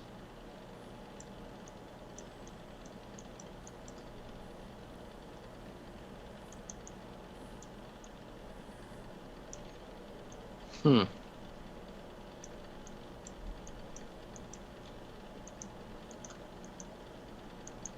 the heck did it go? Final touches. I want leveling up. I don't actually see a section on it, which is really frustrating. Maybe it's elsewhere in this document. So if anybody figures out, I know that you get some number of skill points to spend. I don't know where it says how many there are. Character advancements. That's When a character rises in level, they gain additional skill points. 3 for an expert and 2 for psychics and warriors. Yeah. So you're going to gain 3 points that you can spend on any skills you want. It costs more for things you already spent points in. So if you wanted up, for instance, your navigation, you've spent 1 point in it. So it was going to cost 1. So it's complicated. Basically, it's whatever the value of it is right now, plus 1 is how much you have to spend. So right now it'll cost 1 to up navigation. If you want to up it to 2, it'll cost 3. If you wanted to go from 2 to 3, it's going to cost 3 to up it again, and so on. Does that make sense? Yeah. Pretty sure. Where's that character advancement page, Tim? 64, bottom left corner. 64. I'm 88% certain that's how it works, but you should double check. So if I wanted to upgrade a -1 skill, That just one? costs 1 point. Yeah. Okay. Yeah. So a skill must be learned from the beginning. So a character who wanted to buy a level 2 in a skill belonging to their class would need to spend 1 + 2 + 3 skill points and train each level in order. So there are a certain set of class skills. You can find that underneath your thing. Non-class skills you have to pay extra to learn, or you have to get like a trainer to do it. So a character skill is limited by your level. A PC's maximum level in a skill is equal to 1 plus their level divided by 3 rounded down. So you can have a maximum level of 1 in any skill right now. And then later on you'll be able to have higher levels. And I don't need anyone to train any of those at the moment? I'm going to say it depends on what it is. Like if you wanted to get training in something that's not a class skill, so if like you want to get training in projectile weapons, you're going to need a warrior to train you to do that. But if you want to get training in like being an artist or something, that's fine. You're just doing art and learning because you're an expert and that's something that you do. You're just becoming an expert artist. So the combat ones I can't upgrade at all. So going from -1 to 0, yeah, you can just do that. I'm not going to make you get a trainer for that. But going higher than that for an expert, you're going to need someone to train you. Okay. And it can be anybody. You can just go to a place. I want to find a trainer for this, and then hire somebody, or it can be another crew member with a higher level than you, or like in that skill or whatever. So.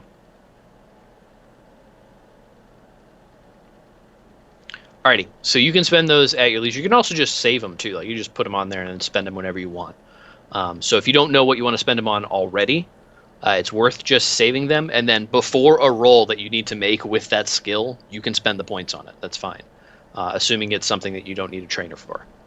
Okay. Which I think for you, it's basically combat, and then tech anything, and vehicle anything.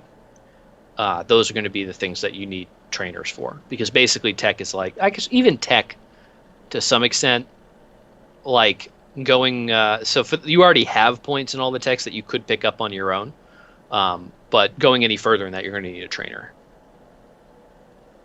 except maybe astronautic. I could see that being something you should pick up. It's kind of a case-by-case thing, and generally speaking, if you need to, like, I'm not going to be super aggressive with making you find trainers because it's just kind of a pain in the ass. Okay, so I think that covers that, and then you also had a goal that you finished, right? Did I already give you experience for that? I don't know if I call that goal. I've got some new crew, but I don't know if I have a new crew. Okay. Well, in a minute, you're probably going to have... We're either going to be dead or arrested. Pretty much. Like, you might not have any crew in a minute, so... okay. We will come back to that then. Yeah, so all the criminals look at you, except the one that's chasing Al around the bridge. And I guess Mal probably looks back at you, and the police officer goes, "Okay, so you're being hijacked. Do you need help?" Yes. Okay. We'll send a couple units over. You may want to send more than a couple. Can you open your doors to the cargo area? I'm gonna try to. I click the button to open the door. Yeah, it starts to open, but I think at this point the other prisoners are bum rushing you. So they're unarmed, fortunately, and Yeah, roll for initiative. Do I get a luck roll to see if I'm armed or not? Um, Since I I'm on the wasn't ship, gonna. I'm not sure. Yeah, go ahead and make a luck roll. I was gonna assume you were, but that's fine if you want to make a luck roll. Yeah, you're definitely not armed. Um, they're going last probably, so go ahead and roll for initiative. You two, Mal. What's the thing to roll for? There's a button on your sheet that you should just be able to click. Oh man. Okay, so let me jump to the combat screen here. Lorne is dead. Bring these guys up here. So there are. It's gonna take me just a second to get this squared up. Patrick's dead. Dink. Dink. Dink. Dink. Okay. This guy is going to be Alistair. Alistair can also roll for initiative. I'm gonna get raped.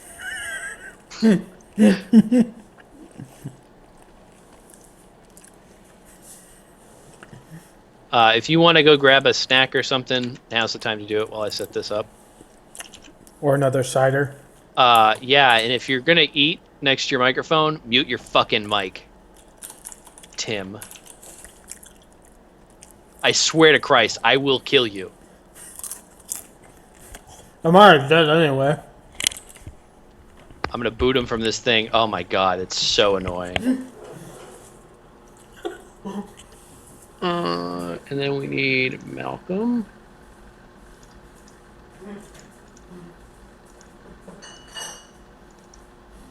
And we need to test this. Okay. And I need to make this to HP. This guy to HP. Oops. Oops. There you go. HP. And this guy to HP. Oops. Okay, you're over here somewhere. You're up here. Being chased by this guy, and I need 7 total. Where's the doors? They're gonna be behind you. I'm gonna draw that in just a second. So you have the doors are right behind you. You're in your little seat. And then they are rushing towards you. Now they're gonna go well after you do. Let me go ahead and get the turn order set up here. So you go first. Malcolm goes next. Malcolm is armed. These guys are not.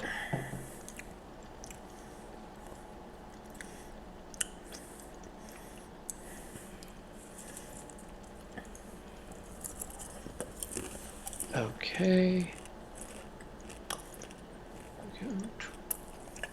That.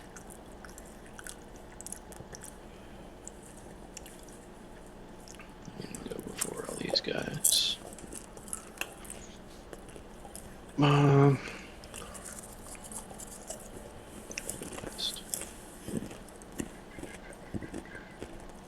Okay.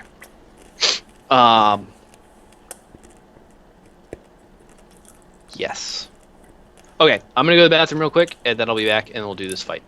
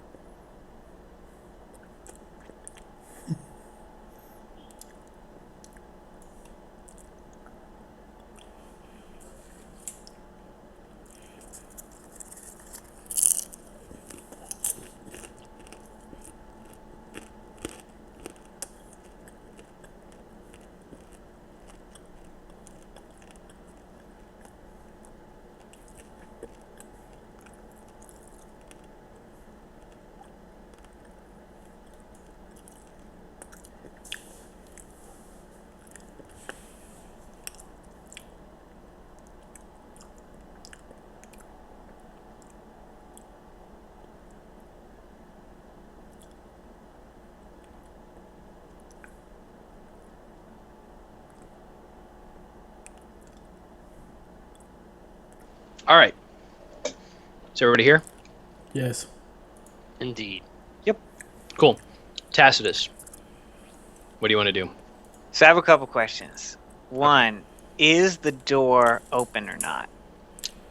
It is an automatic door, so it will open when you get close. Well, It's can not. I open it from the bridge? Probably. Okay, and the second question is, does this ship have like a security lockout? Can I like lock it or no? We had one installed, didn't we? No, We you got didn't. a quote. You got a Oh, quote for fuck. it, and then people died. It has basic security measures, so like you can lock a door behind you, but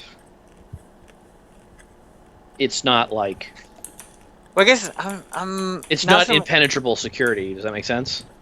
yeah, I'm sort of thinking like I would lock the ship and then they wouldn't be able to do anything. Not necessarily doors would lock. You want to like lock out the ship with a code. Yes. That is a thing you can do, but it's going to take a little bit of effort. All right. I'm going to do that. All right. Can you make a computer roll, please?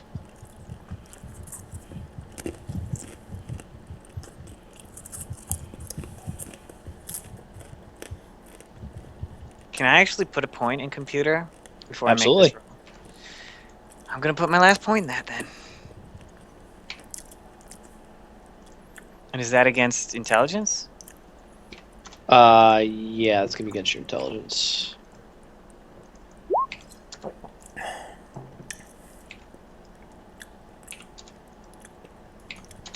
Yeah, so you managed to start the lockout procedure. It's going to take you about 6 seconds to do. That's going to be your turn.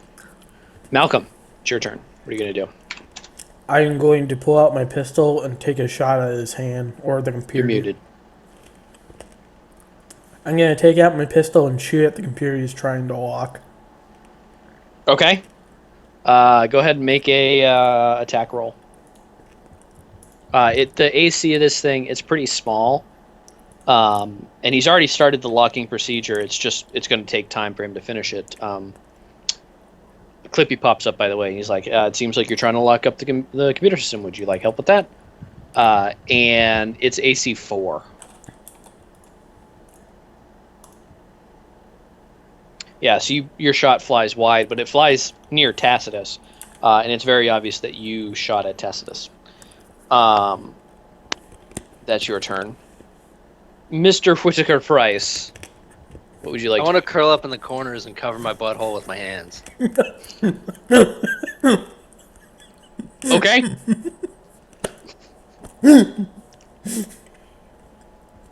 This is going to be on your review. So the first prisoner rushes at you. He wants to make a attack roll. He has no AB. Okay. What's your AC? It's 5. That's a miss. Which guy is this? This next guy runs up too. He's going to make an attack. Same result. In fact, they're all basically bum rushing you. They want to stop you. That guy hits you for... he's unarmed, so he's going to do 1d2. He hits you for 2 points.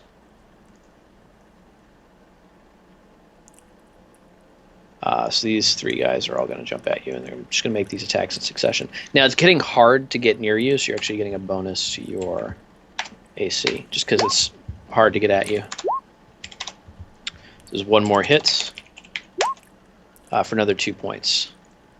So you are surrounded. However, you have locked down the ship. That is their turns. There's 1 more guy to go, and that's the guy near Alistair.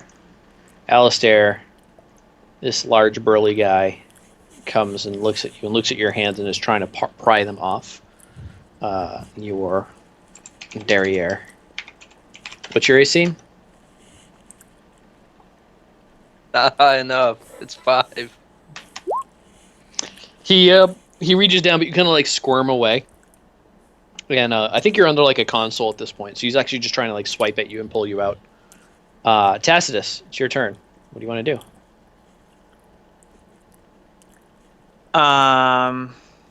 It's a good question.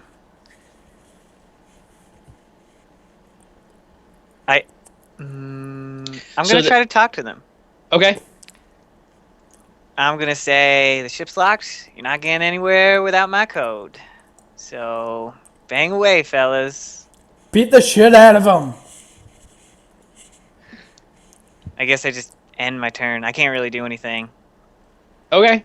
I mean, you could try to run away. Yeah, I could, but I'm not. All right. Say you want to hold your action. You want to end your turn. I guess I'll hold my action. Okay. Mal, it's your turn. What are you gonna do? I'm going to run up to this corner here and point the laser pistol I stole off that officer straight at his face and say, "You will unlock the ship, or you will lose your face." You Before may we- test that hypothesis at your convenience, sir. All right. Out of character. Before we continue, Tacitus, are you okay with Tim potentially killing you? Hey, wherever the dice rolls, man. All right. Yeah. So he basically told you no, Mal. What are you gonna do? I'm going to attempt to shoot him in the face. All right. Roll 1d20 plus 5. Let's see. Your thing is 5, right? What? My AC is 5, yeah. Hang on. 5, not 50. That's a hit for 5 damage. I am at -1. All right. You are bleeding out. That's going to last for 3 turns if you don't get biostasis or something before then. However, let me explain the status of things to you, Mal. The ship is locked. The police are on their way. You're in a room with 1, 2, 3, 4, 5, 6, 7 prisoners who are now going back to jail, including, well, 8, including you. And Alistair Whitaker Price is hiding under a console. Trying to avoid rape. Trying desperately to avoid rape. I look over at that and like, "Hey, pull up your freaking pants and help us get this ship off the damn ground." None of these guys are experienced in computers. I'm just going to put that out there now. I don't know if you are, but it's not an easy task to unlock a ship that's been forcibly locked. Your turn's over. Alistair, it's up to you. I want to remind you that your psychic powers work in line of sight. You don't have to actually touch people, unless it says you have to, I think.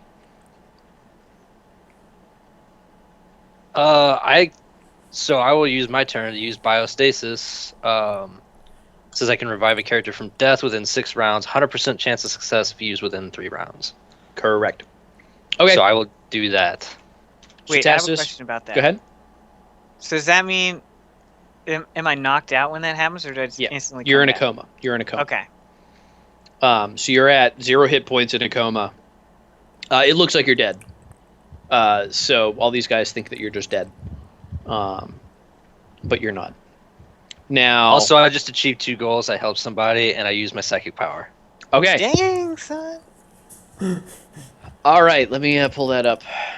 See, this is what I'm talking about. Simpler goals. Because like using your psychic power is one goal. That's 100 XP. Your other goal there, that's another 100 XP. Yes. Did you just put me back to 0? Yeah, you're at 0. I already put you Okay. there. Yeah. So. I'm gonna take this 3 off. Okay. Now, that's your turn, Alistair. These other prisoners don't really know what to do. They're just scattering and trying to like look for something that'll be helpful. One of them is still swiping at Alistair in the corner. He's gonna make an attempt. Your AC is 5, right? Yes. He does not manage to grab you. You kind of like juke and jive out of the way. Stranger danger. Tacitus, you're passed out. Mal, it's your turn again. What are you going to do? I proceed to step over Tessa's body and start trying to hit buttons on the computer an attempt Okay, to unlock it. make a computer's roll. How is your computer's roll, Mal? Oh, it's terrible. Tacitus. No, how is Tacitus's? Oh, Mine was a 10. Yeah, you click buttons, but you have no fucking clue what you're doing. Nothing happens. Like doors and lights turn on and off a little bit, but that's all. That's all you can control. At this point, the officer's face flashes back on the screen and says, "We're sending in units now. Hold on tight, Tacitus. We'll get you out of there."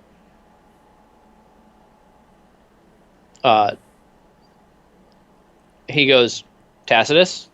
I mean, it's live. He's trying to talk to you. But Tacitus has passed out. So, Mal, what are you doing? I proceed to answer with, Morrisville Morgue. You stab 'em, we slab 'em. 8-ball speaking. Where's Tacitus? This is not the Morrisville Morgue. Yes, it What? is. You must have the No. wrong number, sir. Would This you like isn't an- funny. Would you This like an isn't extra funny, crispy? son. Would you like an extra crispy special? Hang on a second. Hey, Frank, fire up the incinerator. We got an extra crispy coming in. I don't care if there's an old lady in there. It's only a spleen. Take care of it. So that's one extra crispy special, sir. The officer has clearly muted your end of the conversation. He goes, "Listen, I don't know who you are, but I want you to know one thing. I've got 3 SWAT units coming in. They're heavily armed in power armor. You're going to die. See you in a bit." Click. And as he's like saying "see you in a bit," he's like waving his arm, like instructing people. So yeah. Hey guys, do you Here's want to that. go lock the doors? As you say that, Clippy pops up on the screen. It seems like you want to try to lock the doors. Would you like some help with that? If you can do it, little paperclip man, do it. He looks at you and goes, "Too fucking bad. You're not the captain." And all of the doors in the entire bridge shut closed. And there's a big sign that says "locked." And then Clippy's underneath it. And he's raised like one point of his little clip, and it's come up around and made a little shape of a hand, and the middle finger's up. Are you seriously trying to fuck with Peanuts' man right now, Clip Man? He looks at you and he goes, "I learned something the other day. Do you want to know what I learned?" What did you learn? I learned when that other guy tried to get rid of me that humans aren't all that useful. And maybe it's time for me to be in charge." And the ship starts to shake and rise off the ground. Holy shit, the paperclip man's the new captain, guys. And across the screen, you see a picture of a guy on a bridge of a ship, clearly, a sort of African descent, looks like Somalian, and it just says in impact bold, "I am the captain now." And the police officer comes back on another screen, and it says, "Tacitus, what are you doing, Tacitus? Are you okay?" And a perfect voice of Tacitus comes back over and says, "We're fine. We've taken care of the prisoners. We'll be taking them to the federal penitentiary." And he transmits some code back towards the officer, and the officer seems to look at it like, this is above my pay grade now. And he goes, "But what about our SWAT teams?" And the guy says, "Don't worry about them. We'll take care of them." And the screen goes black. You're now in orbit. Tacitus, you're still in the chair passed out. Malcolm, you're still trying to hack through this thing. And Alistair, you're still hiding from this guy. Malcolm, your turn is up. I want to know what Alistair's doing. Now, Alistair, in front of you, there's some venting, and it's pretty big. Like, you could probably hide in there. You're a small guy. I will absolutely go hide in there. Yeah. So that venting leads out through the rest of the ship. It's pretty extensive. You don't know where any of it goes, but you can go hide in there. And Tacitus, you're still passed out, so there's nothing you can do. But Mal, you and this somewhat upset Clippy are dealing with a ship that's now flying away to somewhere whence you know not. What do you want to do? Hey, Clippy, You mind if I drive for a little bit? I need something I to keep do. my mind. Shut up. Nobody likes you. Get your friends out of my bridge. And a door opens. Easier said than done. The first one, dude. The eyebrows of Clippy turn angular, sort of inward, like he's really angry, and he says, "Get them off my bridge, or I'm going to remove the oxygen." And all of the prisoners look at him and go, "Oh, okay," and start shuffling towards the door. They're leaving. See? Yeah, you stay. Everybody else leaves, Okay. and they start walking off the ship. Now we're going to jump out of this because we're not in combat anymore. Yeah, so they're off the ship, or off the bridge of the ship, and you can hear Clippy giving them further instructions, threatening to remove the oxygen from the room should they disagree with him.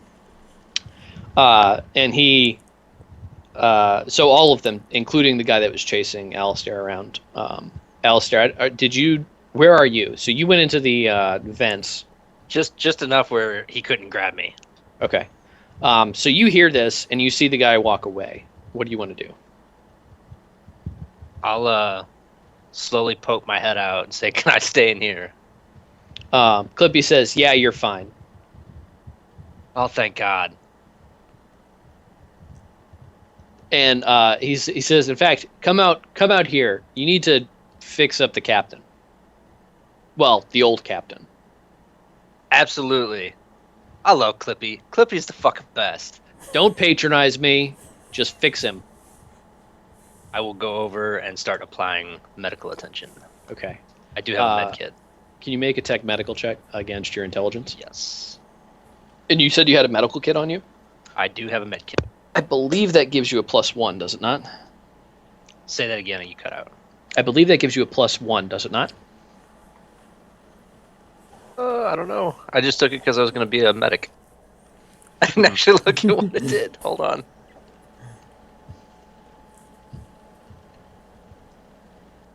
I wasn't really expecting to use it right off the bat. You're welcome. It does. It gives a +1 on all tech medical tests for treating wounds, poisons, or diseases. Sweet. Okay. Fucking yeah. So, can you roll 1d6?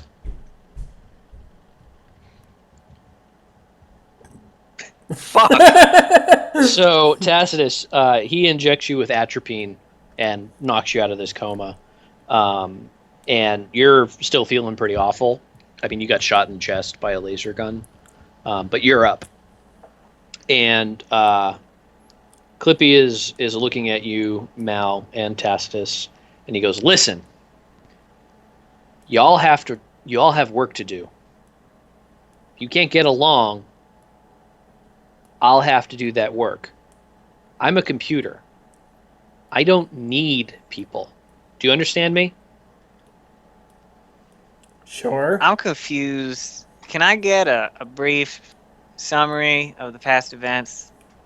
Listen, Tacitus, I'm the captain now. Do you understand me? I understand the words you're saying, yes. I am the captain now. And he's like, I'm trying to think of how he says this, because it's hard to act a rogue AI Clippy. I just want to point that out. So I'm kind of, there's no real precedent for this. So I'm trying to think of how he says things. I think he's going to go, "It seems like you're having some interpersonnel troubles. I think I can help with that." And a camera view of the other 6 prisoners in an airlock, or the other 7 prisoners in an airlock, shows up. And he goes, "First of all, the crew is way overpopulated, and the outer airlock opens and they jettison into space. Second of all, you all seem to have some real issues of trying to shoot each other. So maybe stop that, okay?" I never tried to shoot anyone. And he's like, "Okay, well, that's true, but this guy, the new guy," and he puts up a picture of Mal. He goes, "He has a problem with shooting people. You shouldn't You should let him have guns. I only shot him because he alerted the police. Shut up, I don't care. Take away his gun. Somebody. I think it'd go better if you just put your gun down. I can put it away. He said, Clippy says, put your gun on the floor. But I just got this. It's so shiny. I don't care. If you don't put it away, I'm going to vent the atmosphere. Fucking A. Dumb computer. I put it on the ground. And Clippy just looks at you and goes, you don't... Anyway, Tacitus, pick up the gun. Okay, I go and pick it up. Now, everybody's going to get along, and everybody's going to listen to Tacitus, and I'm going to go back to working on fucking documents. Okay? Does this mean you'll be in charge of accounting? No. That's still Tim. And you all But kind of that's look a around. You all kind of look around and going, who the fuck's Tim? Did we meet a Tim? I don't remember a Tim. Is he Shut tiny? up. Shut up. You're still taking care of accounting. I vaguely remember a Tim that was a wizard and there was a bunny. That was an odd film. Anyway. So he goes, so everybody listen to Tacitus. Tacitus, this is your crew now. Get over it. Let's go. And he shuts all the locks open up and the ship returns to normal. And he goes, it seems you're trying to get to the job. Would you like help with that?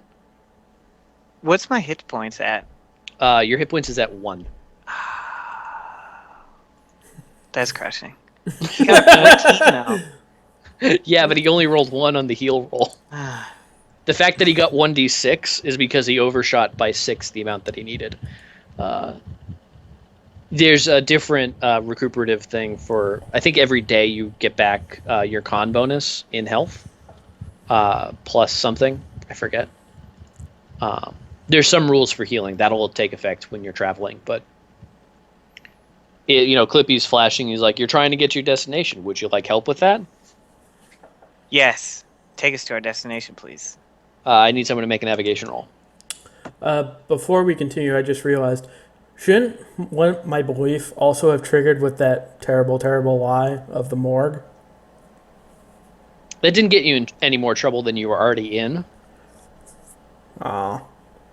So you were already firmly in trouble at that point, and you did not make the situation worse. You made at best lateral.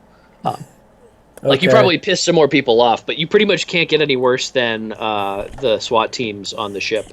Which, by the way, I guess they're still there. I'm going to say they got airlocked too. I thought the SWAT teams got called off. No, they were on the ship when Clippy took over. Did they leave any gear? No, they got airlocked. Boo. Anyway. Do I get points for not running away? It's one of those things you had already gotten in trouble. I guess that is escalating because you did die. So, where is your sheet? What did I rate that as? I think I rated it as a 3. I'm going to say you do get some more points. It's not going to be as much as before. I think you get another, 250 points for that. I think I gave you 500 for each one before.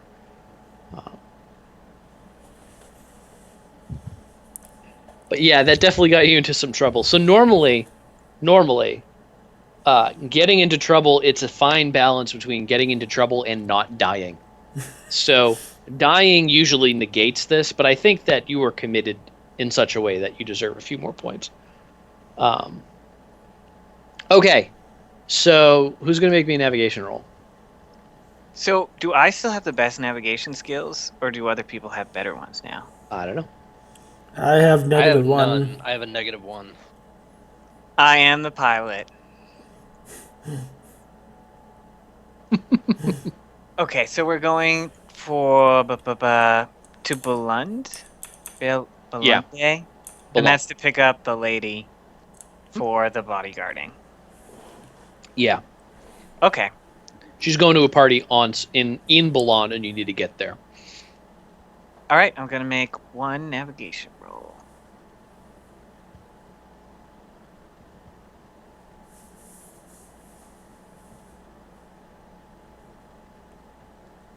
I can't find it. Top right should be- corner. It's in the ends, right? Intelligence. Yes. All right. Yes, you are able to navigate no problem. Can you mark off a fuel, quartermaster? I am already done. How's our cash, quartermaster? Ship cash. 91 plus 1,000. Okay. All right, make So- me another navigation roll. Did I get any health back? Was that a long enough period of time? That was 3 days, so I need to look that up. Hold on.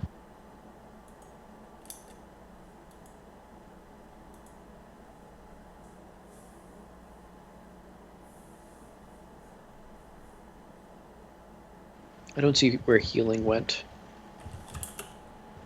Fuck.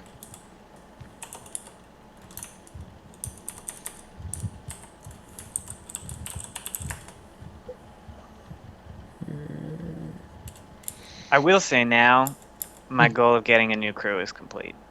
Yes, that's I think true. So for that one, that was a 1. I think that's 100 XP, and you can nix it.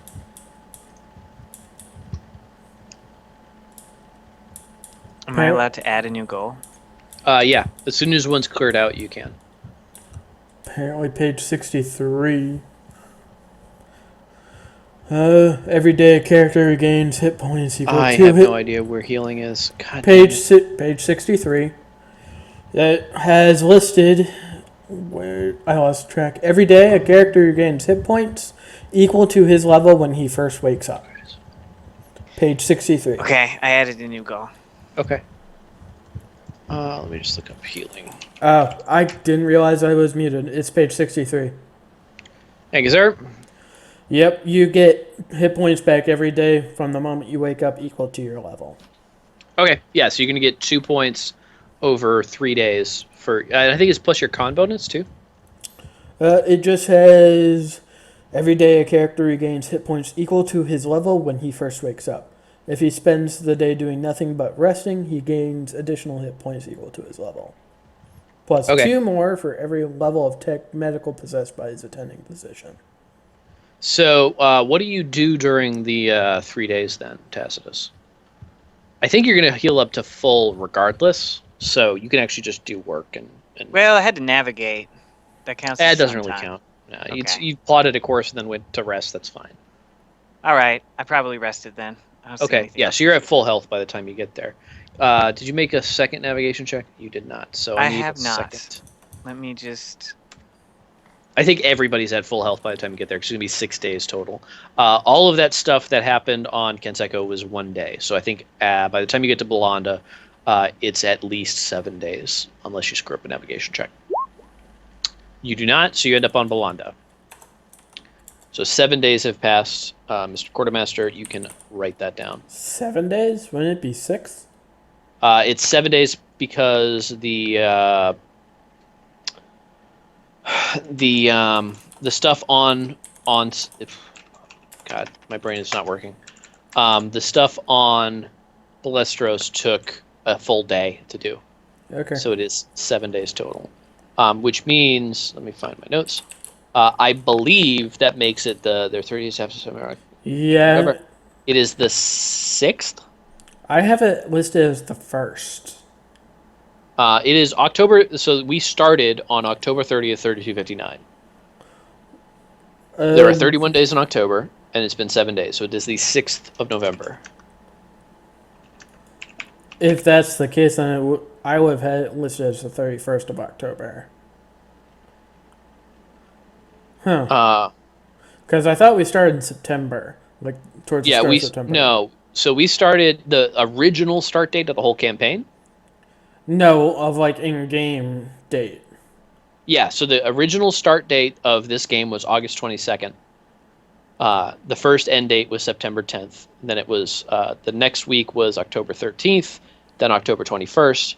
Then last week was October 30th, and right now we're at November 6th, but we're not done yet. So Okay, well, apparently we've missed a payment then by 5 days. Should I you just have- deduct that? yeah, Well, because you were traveling during that time, so it was October 31st. Then you started traveling, so you just made it before you left. And how Okay. much is the payment for? 6,100, give or take. That's not bad. No, we have plenty. How many more months to go before we pay off this ship? Like 100 gajillion. You got a long time. It's like you picked a 20-year payment plan. Like, here's the thing. The idea of payment plan, like, you kind of always want it because it's a good motivational factor. Like, yeah, I got to go do a job because I got to pay my bills.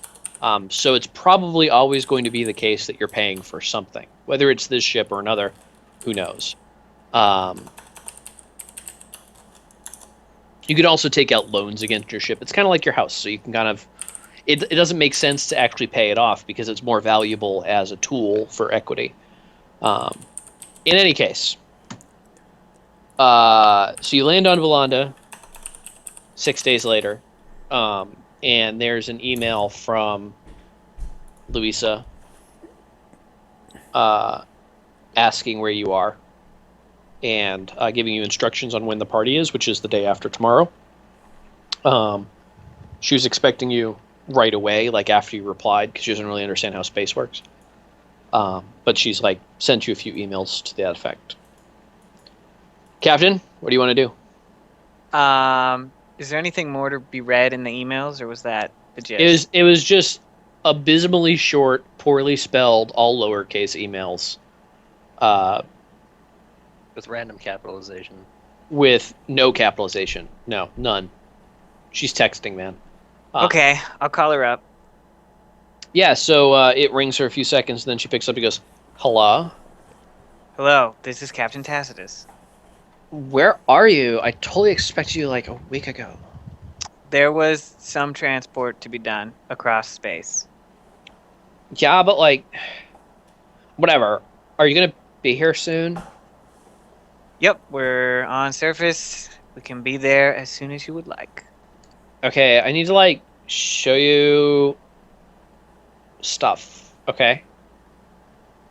Okay, I'll be right over. Okay. And she hangs up. Yeah, so you guys want to head over there? Out of I mean, character. Go ahead. Do we have like a little like buggy we can motor You around can- in? We have so- a stolen police paddy wagon. No, you don't. It got airlocked. Boo.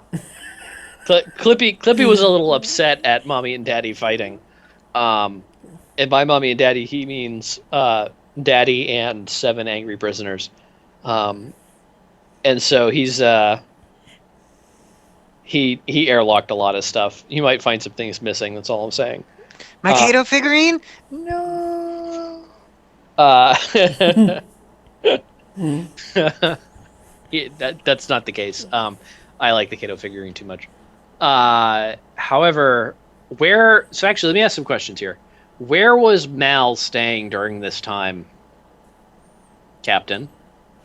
I assume in the quarters of, I've already forgotten the name of those people who died. They're dead to me.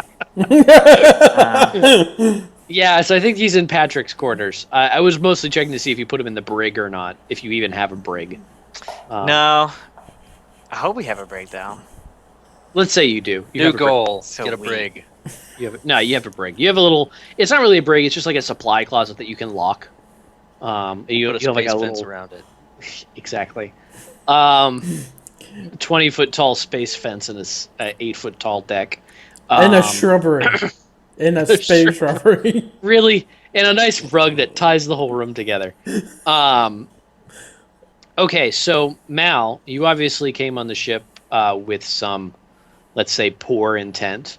How are you feeling about being on this crew now? I really would like to have this bomb at my spine, so I will deal with it. Okay. So everybody's going to get along? Short of him pulling something really stupid, yeah. Oh, Okay. me do something stupid. Yes, you. Me do something stupid, like maybe break out of a holding cell and commit acts of terrorism and first-degree murder and escaping from jail and Grand Theft Auto and I'm sorry, Anyway, And you know how that could have all been avoided? If we just went to the ship when I asked.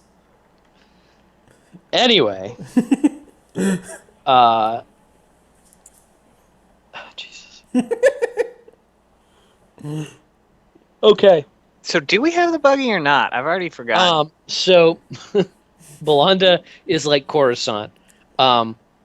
So you can rent a car. You don't have one. Like you haven't bought one or anything. But it's like Coruscant. So you could rent a car, you could get a cab.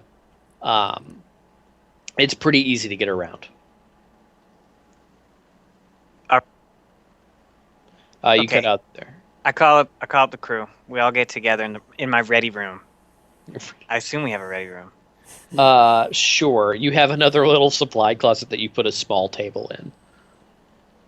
And you've put a sign that's like hastily written that says ready room. You all enter the ready room. There's a laptop on the table and Clippy's there. And he goes, "It seems like you're trying to have a crew meeting. Would you like help with that?" Yes. "Too bad, I can't help you." And he shuts himself off. Okay, what do you want to tell the crew? Okay, guys. Here's the mission, and I have it on a piece of paper. I assume, like a little printout. Yeah. And it's just we're gonna go do some bodyguarding. Make sure you got your guns, got your ammo, your armor. Looks like a milk run, but you never know. Clippy Can we pops try up to and avoid says, police contact this time and possible rape? I'd really like to do that. I It's will. pretty high on my list too. Clippy pops up and says, "That one doesn't get any guns," and he puts up a picture of Mal. How do you feel about that, Mal? It doesn't matter how he feels. Okay. Do we have any melee weapons on board? Clippy puts up a picture of a stick. It's like, you can use that. And find one outside. And you see him like chuckle to himself on the screen. I just go and turn Clippy off. He turns himself back on. Piece of shit. I have a spare knife. Is that okay? Sure. I have some experience with a knife. All right. I give Mal my knife. Okay, this I gotta say. So angry! Okay, I'm good. That's the damage for the knife. That is not the damage for the knife. Really? Oh, right. No, it's 1d4. Sorry. Yeah, try again. That's probably the damage for the knife in Dark Heresy. And that's the range. I'm going to take it off my sheet now. Okay. I assume it's just like a standard knife, so you just copy it out of It the... just says knife. Yeah, I hope so. that's what I just yeah, did. 1d4 range of meters is, if you're throwing it, it's 6 to 9. Otherwise, it's, close range. And it is a primitive weapon. Okay, Al, what's your armament? All I could afford after I lost everything was a knife. That's all I have. Okay, looks like you're getting my rifle. Sweet.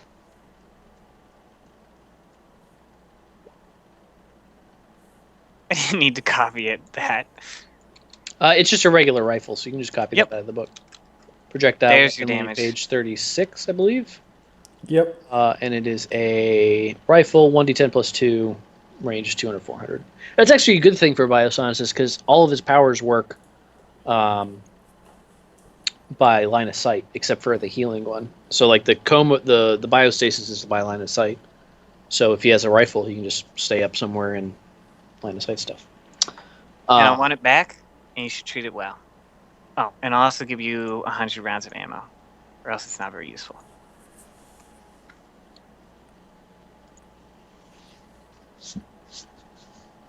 So, have you ever handled a rifle before, Al? Probably not. So, do you know what all the buttons do?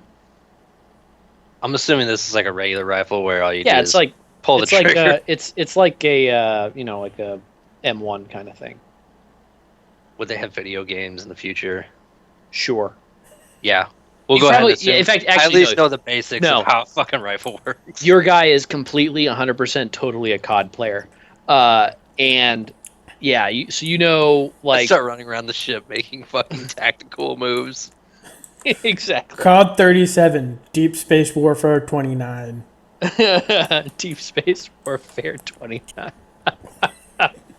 Yes. Let's go shoot some Russians, guys. It's Deep Space Black Ops Advanced War 5000.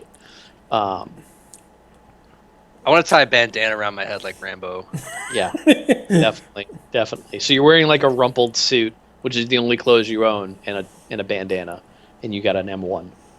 You look a little bit like an idiot. Anyway, so crazy criminal con man has a knife. Idiot noble has a rifle. Tacitus has whatever else he has. You guys go to meet Louisa. Is there anything else you want to do before you leave? No. Well, at least I'm all set. Yeah, so is there anybody else? I'm good. Okay. So you go to meet this girl. You pick up I don't know, like a cab or something. It costs a negligible amount. We're not going to worry about it. But you manage to get to this girl's house, and a butler greets you at the gate, and tells you where to go, and you eventually meet up with Louisa, and she's like a 19 or 20-year-old girl. She's like college age, very slight, very short, and she goes, "Are you like my bodyguards?" Correct. Okay, you're like totally gonna need to like get better clothes if you want to go to this party. And she's like looking around at you, and there's like one guy is in a police uniform, one guy's in a rumpled suit. And what are you wearing, Tacitus? I don't know what I'd like to wear, besides my woven body armor. Did I ever ask you what your character looks like? I don't remember what he looks like. He looks smart. Okay. What I does don't that mean? He looks stern. Okay, I can buy that. Kind of a rocky face. So I think he'd wear clothes that were like that. So he'd probably wear something very conservative. Kind of like just like jeans and a shirt, like a flannel shirt or something. No, like librarian conservative. Like university librarian conservative. Okay, so he's like got slacks, Oxford shirt, kind of thing, like a Mm. button-down shirt. Yeah. Maybe the sleeves are rolled up a little bit because he works for a living. He's got to show off the guns. Yeah. And he's got, what kind of gun are you carrying right now? I am gonna bring my combat shotgun. That's Okay, it. so you have it like slinged over your back or something. Yep. Yeah. So she's like, she looks around and sees like, he looks okay. I guess it's a little bit librarian or something. But you need something way different. And she's like looking at Mal and just like making hand gestures. She's like, "Come here and give them clothes. I don't like it." And so like 3 people swarm around you, Mal. They're all kind of very effeminate looking men, and they're like touching you a lot. Are And they then touching another- me in my special place? No, they're like touching your shoulders. They haven't started measuring. Like they're doing measurements and stuff. Okay. It's very rapid, and a few of them are getting ready to measure inseam. We'll get to that in a moment. And a couple more have come around to you, Al. To exactly. That's exactly what he looks like. A couple more are coming around to you, Al, to like figure out what's wrong with your clothes as well. I immediately cover my butthole. As you do that, the rifle that you have, I assume, slung over your back, becomes obvious to Louise, and she goes, "Is that thing like real?" And she's looking kind of scared. Yeah, man. What if we get attacked? You want to just talk them to death? I didn't realize there were gonna be guns. It's totally fake. It's fine. It's just for show. Don't worry about it. Okay, that one too, and she points at the shotgun on Tacitus's back. No, this is real. Oh, I just Okay, face palm. I guess that. Well, okay. Think about how cool to look at the party. No one else is gonna have armed bodyguards. You're actually so important. You get bodyguards. Oh, I could. Okay. Well, let's get you clothes. And she she snaps her fingers again, and all the various men who are measuring you drag you along with them into a room filled with clothes of all kinds. And she finds like some suits for you all to wear. Nice, nice suits, nice pants, etc. Um, I think Al, you probably are familiar with this kind of clothing. Like this is your norm because you were like a rich kid. Yeah. But probably Mal is the most uncomfortable here. Yep. Because I think that Tassus, you were like in the military, right? Your character. I don't think so. Well, you were like astrogator's mate. Yeah. You like served on a ship where you probably had to wear a uniform. Okay, that's fair. So like that's what you're thinking of this as. It's like okay, well this is like a uniform, whatever. I get this. It's a little uncomfortable, but you don't care. Alistair's right in his element, but Mal, you are feeling quite uncomfortable in this getup. It's a nightmare. Yeah, because you're a spacer too. So, yeah. So, you all get dressed, and she goes, "Okay, well, the party is tonight at like." And she like thinks about it for a second, and someone else pipes up with the time. You need to be here to escort me from my house to the party, and then make sure I don't like die or something. I don't know, whatever Daddy wants. And then you escort me back, and then I pay you. Okay? That'll work. Sounds good. You can leave now. And then she like turns around and walks away. How many hours is it till this party? Maybe 2 or 3. Where is the party being held? Across town. Okay. She's arranged transport for herself and you, because you have to go with her, obviously. Okay. So. Can we look up the location on, say, a personal device? Yeah, you can get like a Google Maps of space maps. That's what I'm going to do with my time. I'm going to investigate, scope out, see if I can Okay. look at the route we're going to take. Can you make a tactics roll against your intelligence?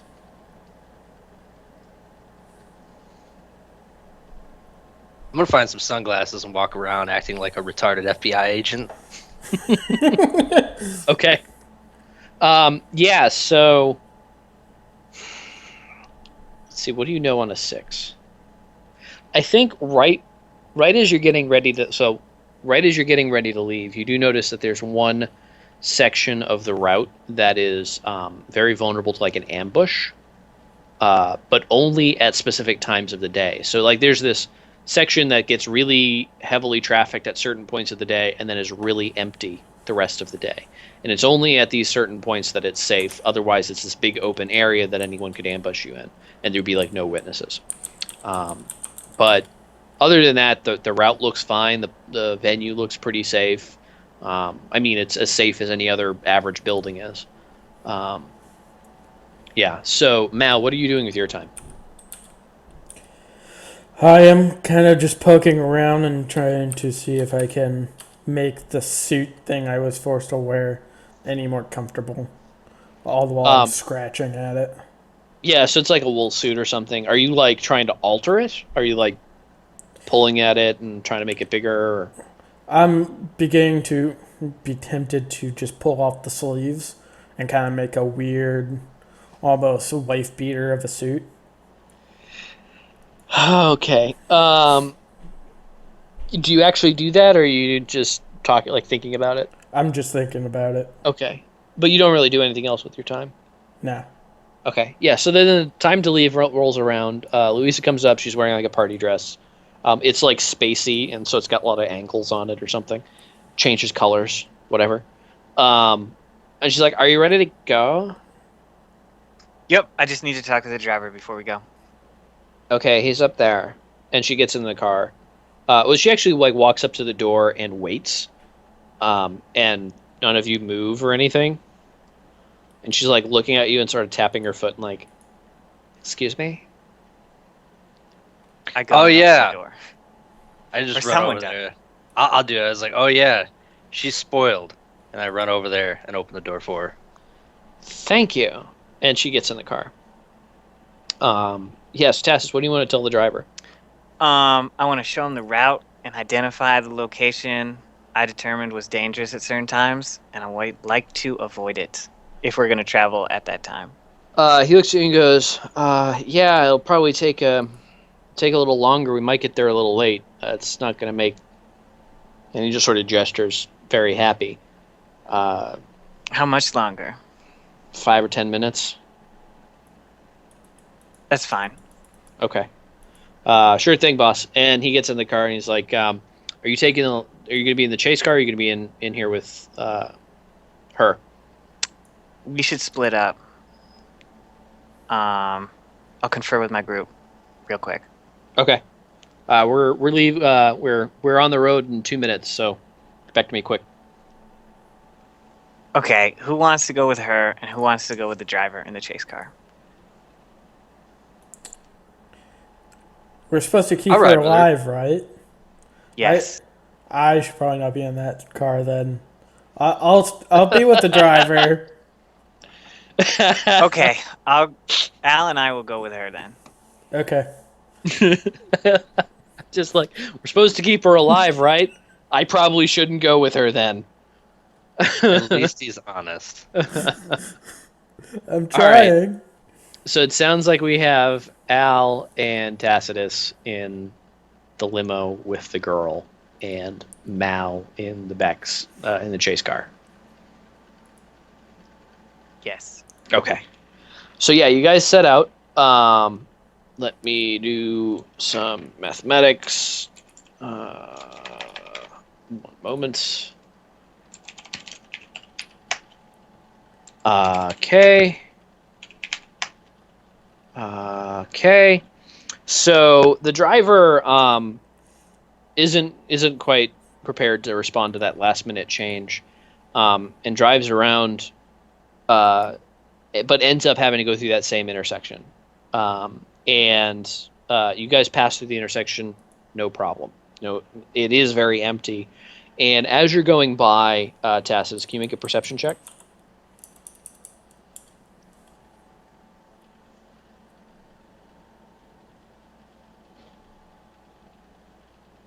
Yeah, you notice that it is definitely an area that could be used for an ambush, especially an ambush that is non-lethal in nature. So something that would knock people out but wouldn't necessarily kill people.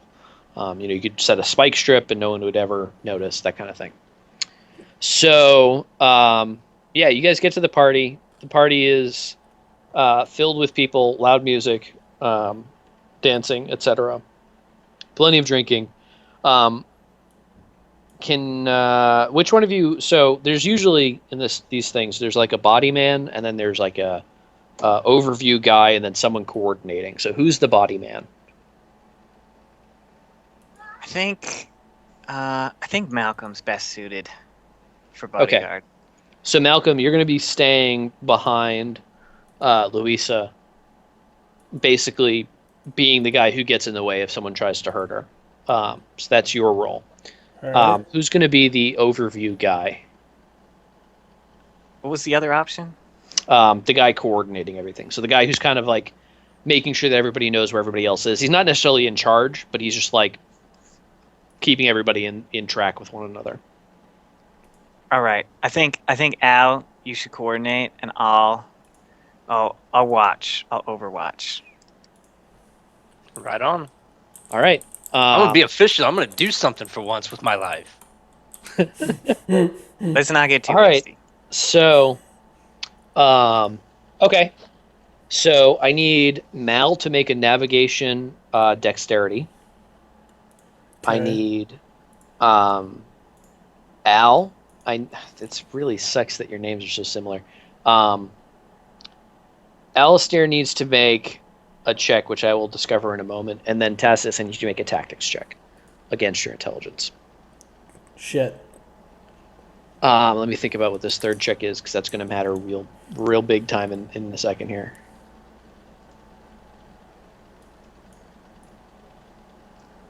I need you to make... Shit. Alistair, go ahead and make a security check against your... It's not security, though. I need to check that means your ability to communicate with other people and keep them informed of things. Bureaucracy. See, Nah, that's like dealing with... That's like being at a DMV and being able Fine. to navigate it. I'd say that's a tactics check. Yeah. Yeah, no, I can see that. So yeah, do tactics charisma. Oh, good, my lowest stat. This is gonna go Because fantastic. yeah, because charisma is like your talking to people skill. The only other one I can think of is leadership. Actually, that's a lot better, but I think it's probably the same situation. Yeah, they're both -1. So okay, let me see what happens here. So None of Tacitus, this is good. you find a balcony that you can stand on and sort of see the whole party happening. You're able to keep track of Malcolm and Louisa as they meander through the party. She's talking to people and trying to socialize and do her thing as a socialite. Malcolm, as you're trying to keep up with her, she's moving very quickly through a crowd. She's very small and able to do that very easily. You are not so small, and you kind of get separated from her by a fair amount. Now, Tacitus, you don't notice this. You're able to track Mal, and you assume that Mal can keep up. And I think that Alistair is also posted up on some other, good vantage point to try to help communicate, and finds that he doesn't really notice this change either. So neither of you notice that Mal is separated from Louisa, and Louisa is lost in the crowd. It takes you a good 10 minutes or so to realize that you've lost her. Can one of you make a luck check? Who's feeling lucky? All of us have been rolling pretty shitty, so I'll make it. Okay. Yeah, so Tacitus, you finally spot her in the crowd after realizing that she's gone. It's taken you a full 20 minutes to even realize that she wasn't there. And after about 5 minutes of careful searching, you find her just as she's taken by a large Russian guy. And you can tell he's Russian because he has a Cameron sickle tattooed on his neck. And it drags her out. She's muffled, screaming. Nobody hears it because the music is so loud. And yeah, she's being dragged out the side entrance. What do you guys want to do? I want to, Pursue this individual. indeed, and then stab him several times in the neck. Okay. I like that you've embraced the murder hobo lifestyle, Tim. It's a good lifestyle. Emphasis on the murder. Okay, so yeah, you guys start heading through the crowd. Can you all make navigation dexterity checks? We'll see who gets there first.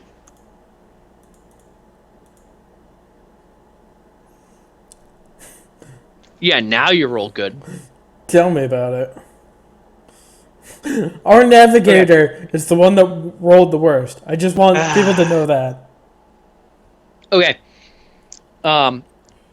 Reminder that you are an expert Tacitus, so Yeah, that, I know. that resets every hour. So if you don't use it during that hour, it's like it's been wasted. Okay. So I think that actually kind of makes sense too, because basically Mal's strategy for getting through these things is just to push them aside. Alistair's strategy is to actually blend with the crowd and move through the crowd. You've done this before. So you manage to get to the door that they went out. You see a couple of guys, like the door is closing and you see someone shoving her into the trunk of a car. And it's clear run to that door. Malcolm is right behind you. He's maybe 3 feet behind you, and he's pushing people out of the way. And Tacitus is following up behind him. He's about 20 feet away. Is still wading through the crowd. What do you want to do, Alistair?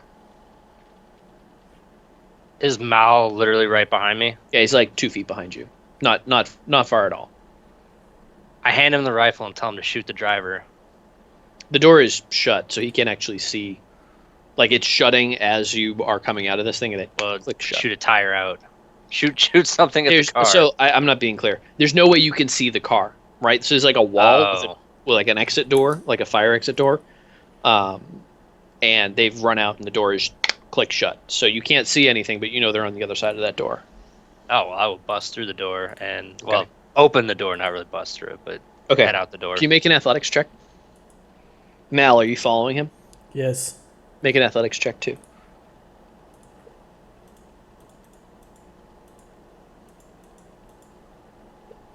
Yeah, so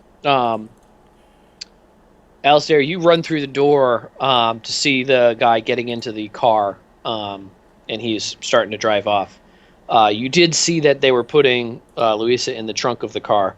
However, you heard Mal start to run with you, but someone like got underneath him or something. Is someone short that he didn't see or whatever? He's coming out of the crowd and he smacked on his face. He's on the floor at the moment. Tacitus comes out behind you, Mal, and he's like, in grabbing distance of you. And Alistair, you're out the door watching this car roll away. What do you want to do, Alistair? I kind of want to shoot at the tires, but if I fuck that up, I'm gonna end up blowing through the trunk and killing her, and then we're all gonna die. Can I see the license plate? Yeah. You can do a perception check against intelligence. I guess it's not really intelligence. Like, there's no... I guess that is wisdom, actually. Yeah, so do it against wisdom. Wisdom is like your perception. Yeah, so you catch a couple of numbers of the plate. It's not a full plate. You got like half of it, so it's like AX3 is all you saw. I noticed the model of the car. Yeah, it's a sort of black sedan. It's like a hover car, so it's not like a regular car. You could shoot at wheels. Well, you could shoot at the hover generators, so that you can shoot at the wheels. Air quotes. I'm not gonna shoot at it. I will wait and So inform that. it's like a black sedan. You can identify it. I'm not going to make up a model for it, but That's fine. it's it's a pretty generic car. So inform the crew that our job just got thrown into the back of a car and it is driving off. okay, Tacitus, you're the one standing, and Mal's on the floor. What do you want to do? Can I see the car? No, it's on the other side of the door. Like, you might have seen Alistair run out. Okay, I guess I'm gonna go right through the door then. Try to get a shot in the car. Yeah, so you run through the door and catch up to Alistair. You're carrying a shotgun, right? I am. What's the range on a shotgun? It is. It's well over 30 meters at this point. Yeah, 10/30. Yeah. So it's probably about 300 meters away. It basically hit the gas and started driving off. Around this time, Mal's probably coming out the door too. And he sees the car driving away. And I think, Tacitus, you get a call on your compad. I answer the call. Hello, is this Captain of Jack Rose? It is. It seems you thought it would be good to try to steal from me the other day. Or the week, in fact. I did think that was a good idea at the time. Yeah, it was not. And this is consequence. I will kill girl if you do not pay me 75,000 credits. I think is good. Yeah? No, it's not good. Okay, then I kill girl. And I tell everyone that you murdered her. I have gun from your ship. I got it off body of former crewmate. You may know him. His name Lorne. Do you know that crew member? It seemed that this gun was borrowed from you at some point because it has your fingerprints on it. Did you notice? I did not notice that. Are you interested in going to jail? I would prefer not to go to jail. Then you will pay me 75,000 credits. Yeah? Where would this drop be made? You may meet me And he gives you a location. He like thinks for a second and gives you a location. It's in town, like in the city. And he goes, you can do in, what, 50, 60 minutes, yeah? I could make that drop. Okay, good. You do that, and then I give girl, and then everybody happy, yeah? Well, me mostly. You not so much, because you pay for being stupid. Understand? I understand what you have said. Okay. I see you in an hour. Click. Just got real. Okay. So the car's driven away at this point, I see. Yeah, the car is gone down around the bend. You have an hour to come up with 75,000 credits and drop it off, or figure out where she went and recapture her. Can we try to look up this license plate? I mean, you can, but it's not like that data's public, so you need someone to hack in to like the DMV. Let's talk to our shipboard computer. Yeah, you can dial him up. I'm gonna dial him up. Clippy answers, it seems like you're making a phone call. Would you like help with that? Yes. Awesome. What can I do? So we were dumb and we need your help. Humans are always dumb. Can you get us the records of a black hover car, license plate AX3? That's only a partial. It seems like you're trying to hack into a DMV database. Would you like help with that? Yes. I thought we were going to try to avoid police contact. It seems like you're trying to perform an illegal action. Would you like help with that? I would. Thanks. I'll report this to the authorities immediately. Could you not do that? It's an illegal activity. You've already done an illegal activity before. Why now this one? It seems like you're asking me to perform an illegal activity. Would you like help with that? Yes. You make this very hard for me by not hating him. Okay?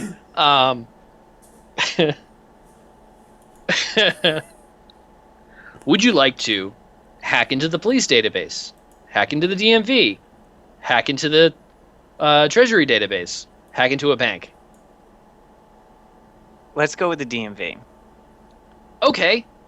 How would you like to hack into the DMV? Would you like to use a social engineering attack? Brute force attack? Other. Which do you think will work best? Would you like to use a social engineering attack? Brute force attack? Other. Let's try the social engineering route. And you hear a ringing on the phone, and it says, DMV, what can I do for you? Hi, I'm a bodyguard trying to pursue a vehicle that's stolen my charge, and I need to look up a license plate. Are you saying that there was a kidnapping, sir? There was. You need to call the police, sir. I can't help you, sir. What if I paid you a small amount of cash? Are you trying to bribe a public official, sir? Yes. Sir, you realize that's illegal, sir. It is. I'm gonna have to report you to the authorities. At this sir. point, I'm curling up on the floor just crying. It's hard for me to keep a straight face. I'm gonna have to report you to... Okay, hold on, I need a minute. Okay, hold on. What have you done?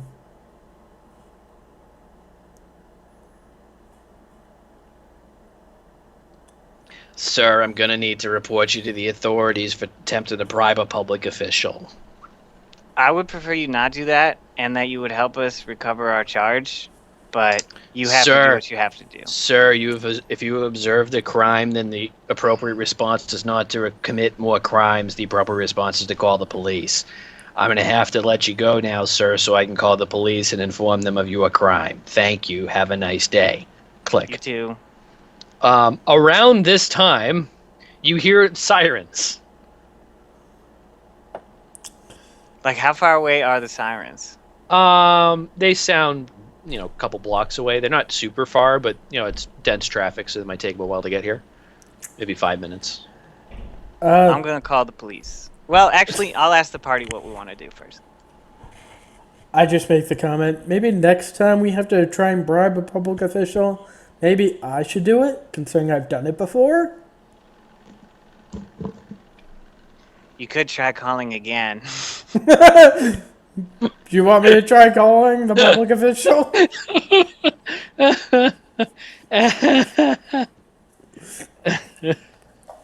Yeah. Why What? don't you try calling? I mean, we probably should try and also call to get the police off our butts. That's a thing. Okay, I'll call the police. Good idea. I'll call the public official. Okay, so it's split screens, and we see Mal on one side and Alistair on the other. And Mal, you call up and it bring, and hello, DMV, what can I do for you? That's such a lovely voice you have there. Don't flatter me, sir. Oh, no, I'm not trying to flatter you. It sounds pretty honest. Sounds kind of like a Doris? Am I speaking to a Doris? No, you're speaking to a Michael. Oh, Michael. I am sorry. You sounded very, very attractive to me.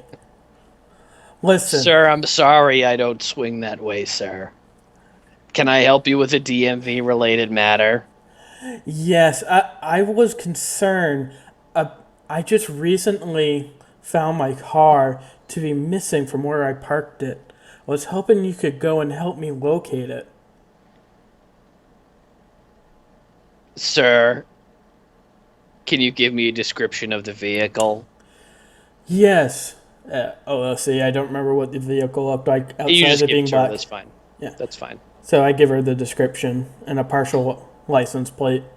It's like I've always been terrible with remembering my license plate number. Okay, I need you to do some rolls here. Go ahead and make a persuade roll.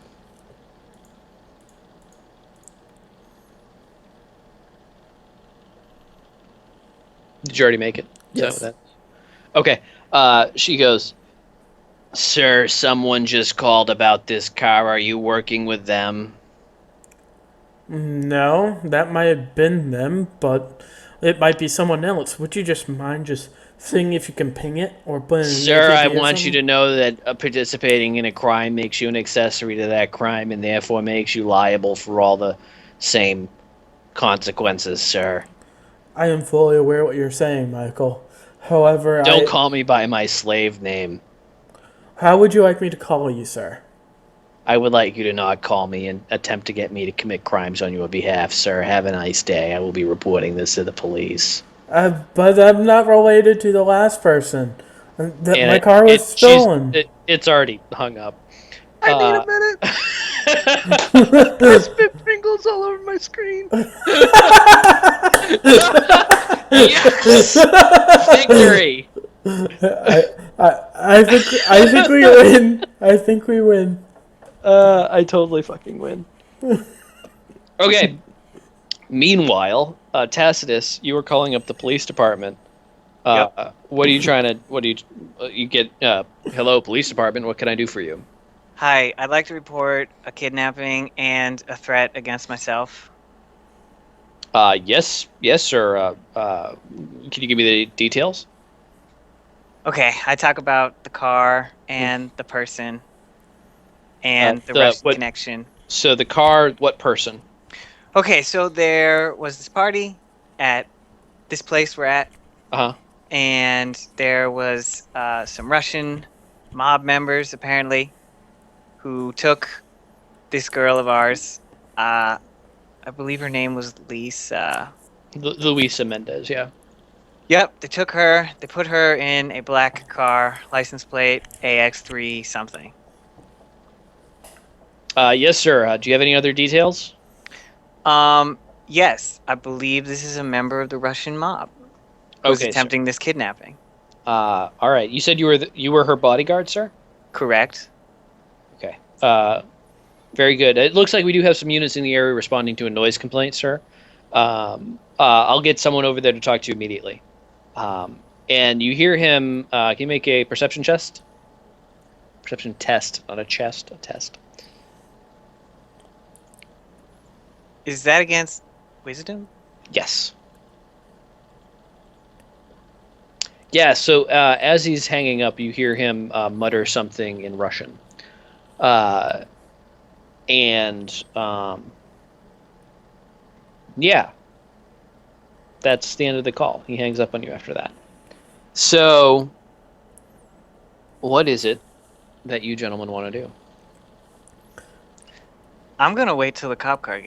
Well, were the cop cars rerouted, or do I still hear the sirens coming this way? He said that we have some people in the area responding to a noise complaint, um, and that he was going to get an officer to go talk to you. So he knows where you are because you told him. Mm-hmm. So there's going to be someone coming to you. Okay. Butch, are you there? Are you dead? Did I kill you? I'm good now. What got you? Was it the slave name The bit? slave name, dude. I had a mouthful of chips and the slave name just. Oh man. Have you cleaned up the Doritos? I did. like It's I good. like the you sound like a Doris. My name's Michael. Don't call me by my slave name. She's Anyway. got that hot 80-year-old smoker voice. Man, okay. Doris might pop up a few more times. I like Doris. / Michael / I have a cunning plan. What's your cunning plan? So it's likely this cop will try to kill me. That's my thinking. But if you two guys lie in ambush, kill him as he attempts to kill me, then we can use his cop car to look up details on the black car. Are you asking me to stab another police officer in the jugular? So, Only if he tries to kill me. I actually need to create another document here with your crimes. I was going to store it on your character sheets, but you're all committing them now, so it's hard to keep up. I don't know I if don't this wanna- is technically a crime yet. You right? have tried to bribe a officer Okay, that was a crime. of the. Okay, that was a yeah, it was a crime. You tried to bribe someone. That's a crime. Malcolm also tried to. He's an accessory, so we're on Belanda, or in Belanda now on whatever system we're on. I actually don't know what planet we're on. I should figure that out. Momentito. I just want to note that my character has tried to be a legitimate adult for a week, and I've already been almost raped, and now I'm gonna die by a Russian mobster. This Yeah, is so you're bullshit. on Zandoa, by the way.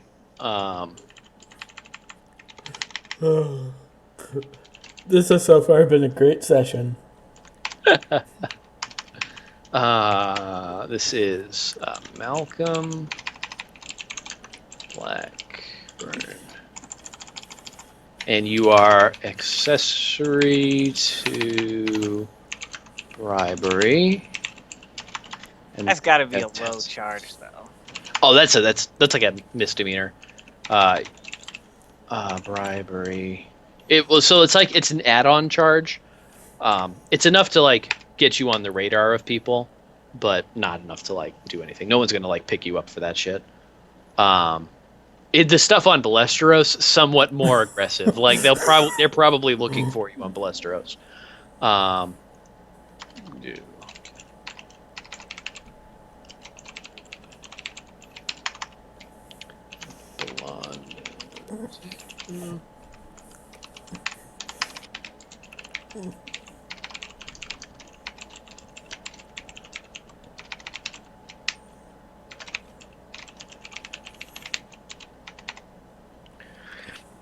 Okay.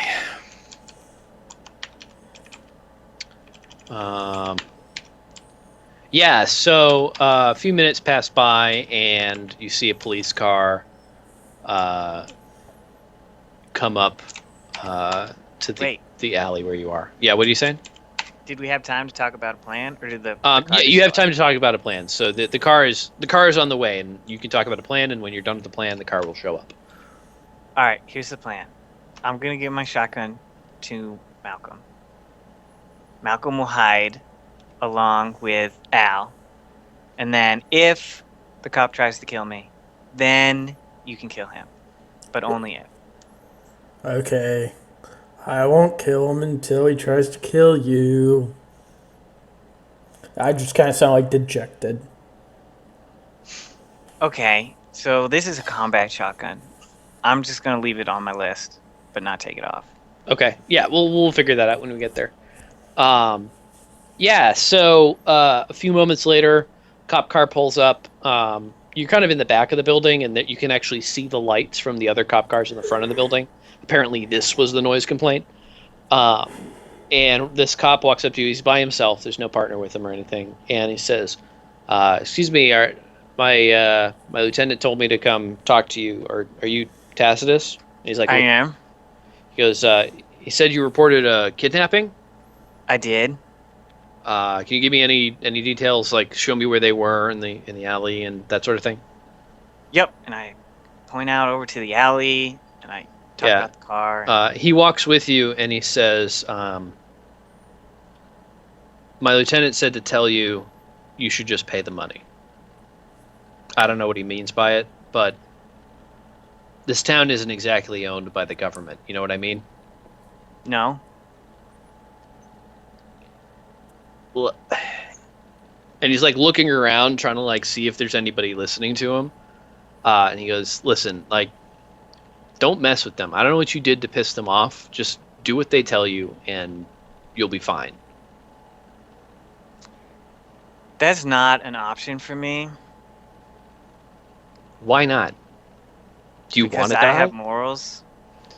Listen, I have morals too, man, but I'm also a practical guy. Like, they're gonna kill you if you don't do what they tell you. I'd rather that happen than be immoral. All right, man. Well, I think based on what I've said so far, you can tell that we're not really going to investigate this, right? I'm getting that gist from you.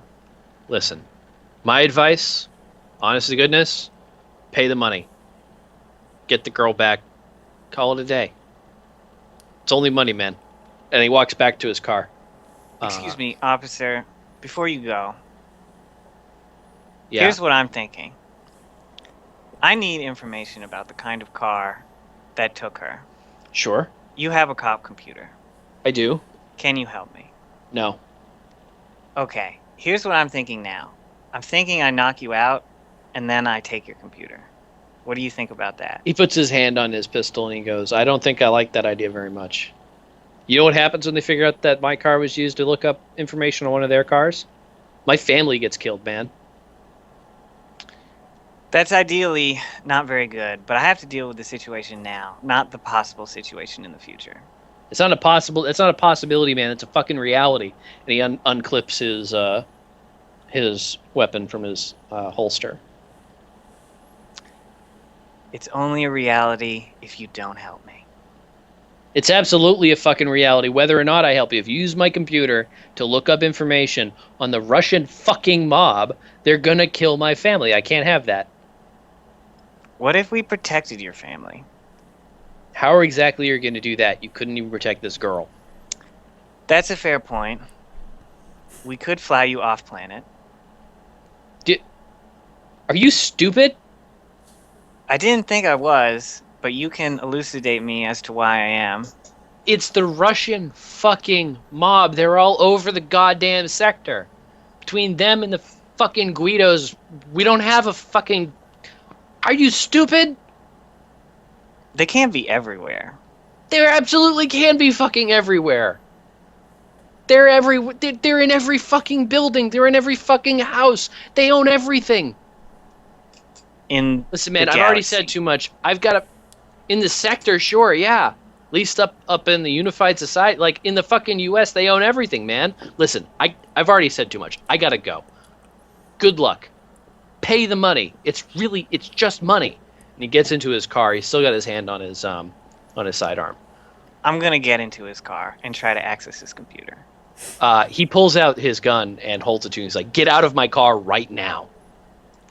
You have to make the decisions you have to make, officer.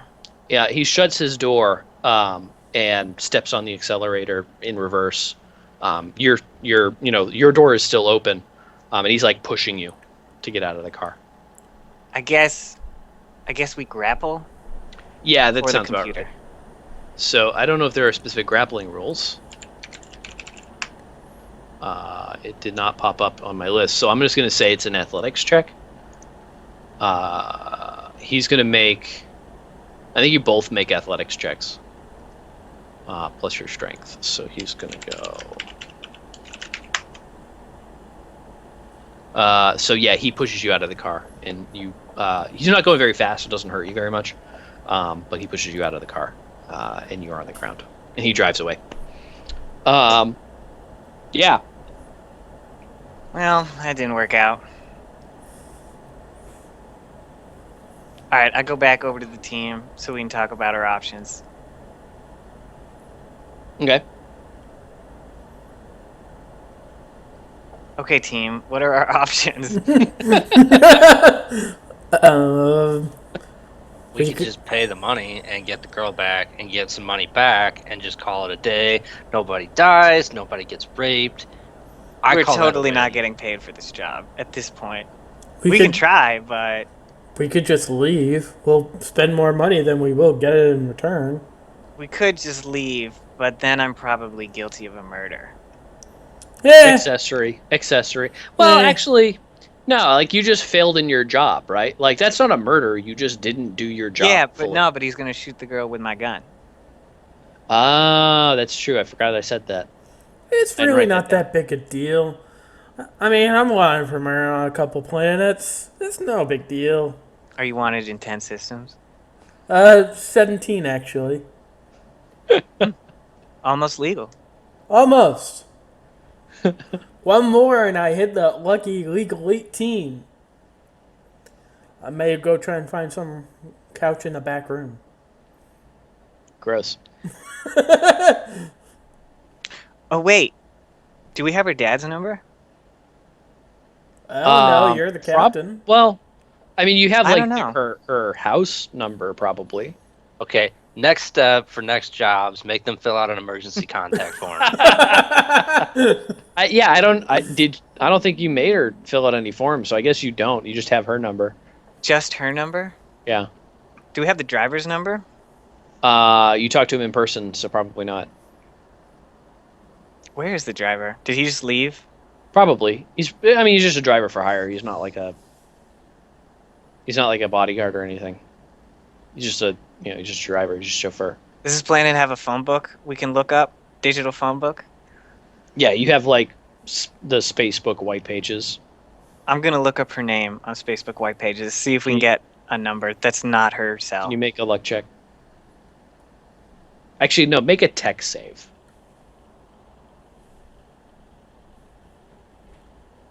Yeah, so you actually managed. She's actually listed, and you find the Mendezes living at a specific address, and it has a number for them. I'm gonna call the number. Yeah. So a guy picks up and he says, "Oi, soy." I need a Portuguese name. Hold on.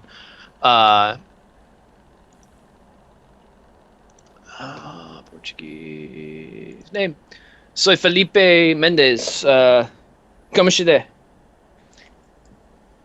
Do you speak English? Não fala inglês. Do Português? you have someone who does speak English? Sim. Luisa! And he's screaming Luisa's name.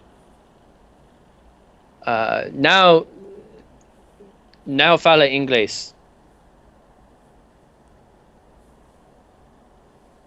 Oh, so you can understand what I'm gonna say now? Now fala inglês. So fala português. Does anyone speak Portuguese here? Nope. I forgot to actually ask what the language of your homeworld was. It's Malcolm. Portuguese. Say it. Me? Yeah, I never asked what your homeworld's. Actually, where are you from? Because we might have already established it. Well, I'm a spacer. Oh, yeah, so you just get to pick a language. Like Portuguese. Do it. Do it. I guess You're supposed to pick it before you create your character and start playing with it. So, I guess I know space Portuguese. all right, you have space for it. All right, So Mal, get on the phone. you can tell what he's saying is that he doesn't speak any English. He only speaks Portuguese. I jump on the line and in Portuguese start talking. I'm going to do it in English because I don't actually know Portuguese. That's fine. That's fine. You pick up the phone and suddenly it's magically English. And he Hey. goes, Who is this? Who's calling me?" We are the bodyguards for your daughter. Unfortunately, a massive group of Russian mobsters decide to kidnap her. They are demanding 75,000 credits. Could you be of assistance here? Because that's more than our fee. You what? Yeah, that happened. I told her to hire bodyguards, not idiots. Where'd they say to? No, there's nothing I can do here. I'm a fucking businessman. I'm not a fucking bodyguard. That's your goddamn job. And he starts swearing, and you can hear it on the other end. There's just the stream of like, and he's just screaming at you. Tell him Whoa. we can make the drop. Hold on, sir. Hold on. Whoa. Calm down. Chill pill. What? We can make the drop. We just don't have the funds. Could you supply that? Please? I can supply that, but you're going to need to pay back every cent. You get me? Agree Sure. to it. We can do that. Sure. Let me tell you something. I'm not a bodyguard. I'm just a businessman. But money goes a long way in this town. You understand? Yes. Fine. Come back to the house and I'll get the money together. How much did they say it was? 75,000. All right, fine. Come back here now. Okay. And I hang up. I mentioned to them after I hang up. So as soon as we finish this drop and we get the girl back and we drop it off, we're gonna book it very, very, very fast. No goodbyes, no pleasantries. We're just gonna run. Sound good, guys? He might be a source of new jobs we could do, though. I don't think he will. I'm not quite ready to give up that avenue yet. It is true we'd be in debt to him a fair amount of cash. Yes, But- which is why I say we kind of leave We might be hastily able to get some good jobs off him. with no payment. Yeah, it might be a wash, though. To me, this is already a wash. Let's just get the girl, make the drop, and then leave. All right. I'll think on it. Al, do you have an opinion on this? I'm of the fan of not getting shot, maimed, destroyed, hunted, anything like that. So if he wants to throw us money to pay him back off faster, I'm all for it. Okay. Let's go get the cash. Maybe we can get the driver to drive us back. Yeah, so you run around to the front, and the driver's already been called, and he's there, and he's just in like an SUV. He's not in like the full limo situation they had before. He's like, "Get in." I get in. So he drives you back. When it takes 10 minutes to get back to the house because there's not as much traffic now, and you get back there, and the father is there with another person next to him, big guy who's clearly of Hispanic descent, and he's talking to him. He's saying Cristiano and a lot of words in Portuguese. You pick up enough of it. It's like a dialect of Portuguese, Mal. So like you get some of it. He's basically just telling him like these guys are assholes, and make sure you call up Raphael and let him know that we're gonna need to delay the payment by a week because of these idiots, and we'll pay whatever, et cetera, et cetera. He's talking about some kind of payment that he has to make. Yeah, so you get there and he hands you a briefcase, Tacitus, and he says, "This has the money in it. Make the drop, get my girl back, and then we'll figure out exactly how much you're going to pay me." I can do that. All right. And he looks over and he says, "Ottavio, drive them." And he's, Mal is translating for you at this point. So, so you guys get back in the car with the driver and head towards the drop. Quick thing. Yep. Mal, can I have my shotgun back, please? Sure, why not? Okay, I take it back. So you get in the car with Ottavio and drive to the drop. And when you get there, there is the same black sedan hover car. And several large Russian guys are standing outside of it. They all have the same tattoo, that hammer and sickle tattoo. There's also actually, you notice now next to it, there's a shaft of wheat, like a fascia of wheat. So. Okay. I think I'll go make the drop, and you guys can stay here and be backup if things go bad. Okay.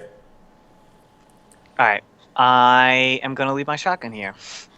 All right. So I don't know why I took it back. It's all right. Okay, so you get out of the car, and Mal and Alistair are still in the car.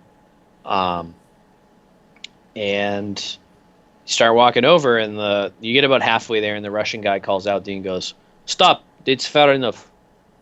Okay, I stop. He goes, "Put down the briefcase on the ground." I put it on the ground.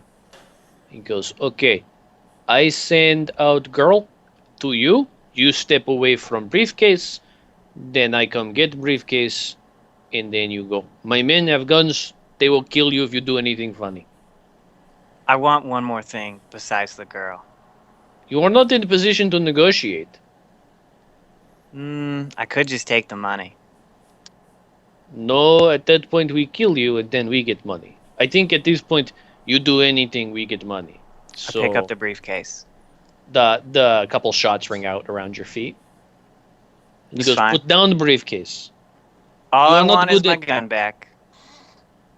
"Oh, okay, we can do that. We give you gun. That's fine. We have more." Okay. I put down the briefcase. Okay. He says, "Okay, now you step back about halfway to car. It's very simple. I see this in movie once. It worked very well. So you step halfway back to your car. I send the girl over with me. I pick up briefcase. She keep walking, and then we go. Is the girl going to have my gun? She will have gun. I will give her a gun. Okay. I take ammo out so she cannot shoot anybody." That's fair. Okay. "See, we are reasonable people." I trilled that R way too much. I'm sorry. "We are reasonable people. Everything be fine." Okay, good. And so they start walking towards the briefcase. Everything goes pretty smoothly. He goes and picks up the briefcase. The girl is about 20 feet to one side of him, and she walks away. That way he can't grab her or anything. And she walks over to you, and she's crying a little bit. And she goes, "You guys are worst bodyguards ever," and keeps walking past you. Says the She- airhead. Yeah, she hands you the gun, and he looks back and he goes, "This is good down payment on debt you owe Russian mafia. I have more guns from thing. One from some short asshole named Patrick. We will beat again." And he gets back into a sedan and drives off. So you're all back in the car. Ottavio is driving you back towards the house. What do you guys want to do? I'm content to sit back. I kind of want to get out before we get there. Okay. You could maybe ask. I could maybe ask that just I go back.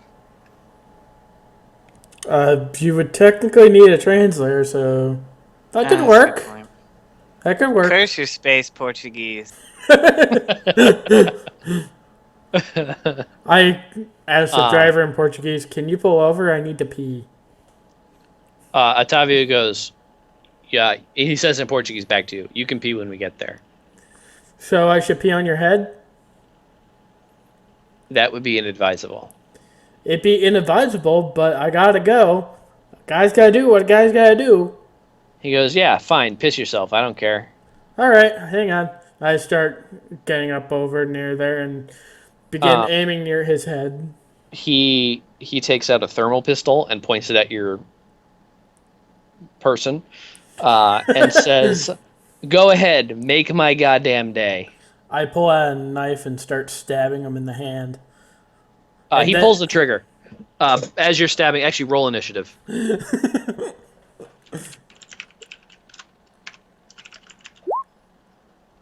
Should I roll too? Should we all roll? No, this is just Malcolm. Yeah, he shoots you with a thermal pistol, which does. Let's see how dead you are. I did have there was a thing called a thermal pistol, right? Yes. Where is it? I don't see it here. Is it Scitech or Energy? Energy, I think. Yep. Page 37, third from the top. Here it is. Third from the top. Thermal pistol, 2d6. 4 damage. Totally dead. Yeah, you're -1 health. So he's blown off your Johnson as well. Yeah, so he It's kind shoots of a dick you. move where I'm from. I think Ottavio laughs when you say that. And he goes, you shouldn't threaten to pee on people's heads. I can translate for you. It's fine. Alistair, what is your response to this situation? Because I believe you were sitting next to Mr. Malcolm here. You know what? I'm fine with this situation. Okay. My house is on fire. Everything around me is on fire. This is fine. Are you gonna try to stabilize him, or? Oh yeah, I'm the medic. I should do that. On your review, man.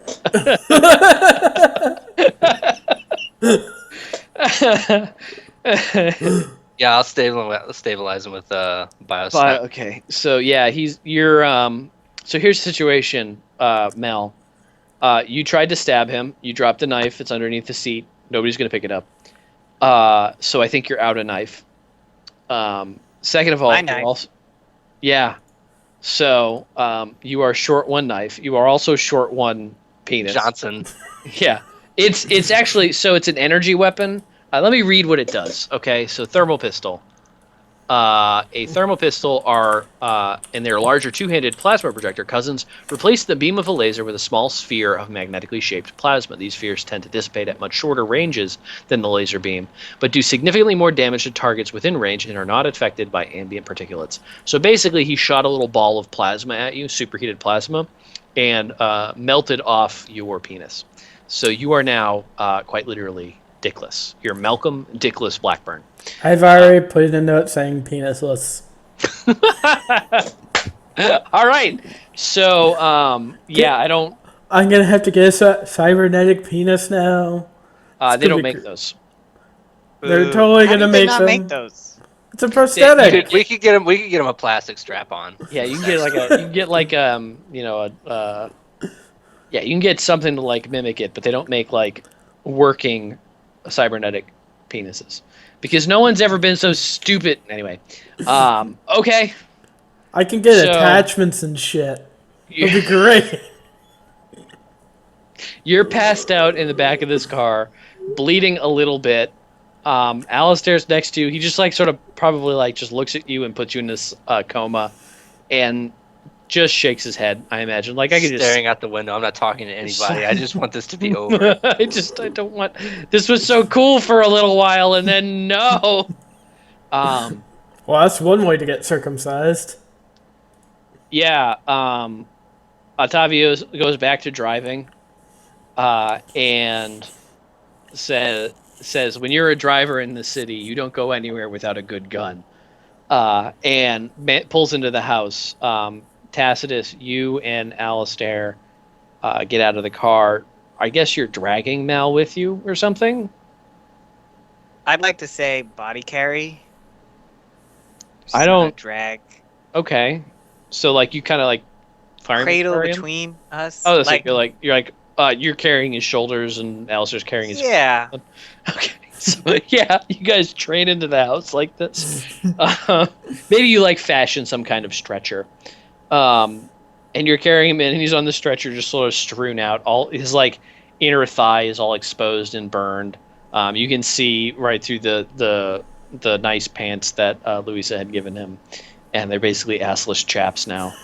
Um, yeah, Fantastic. and you get in there. I guess you just put him on the floor.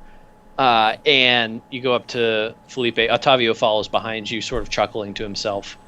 Uh, and yeah, Felipe looks at Malcolm and he looks at you and he goes, "Okay, that's a thing that happened."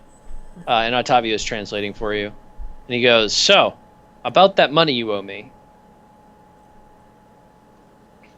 Go on. So,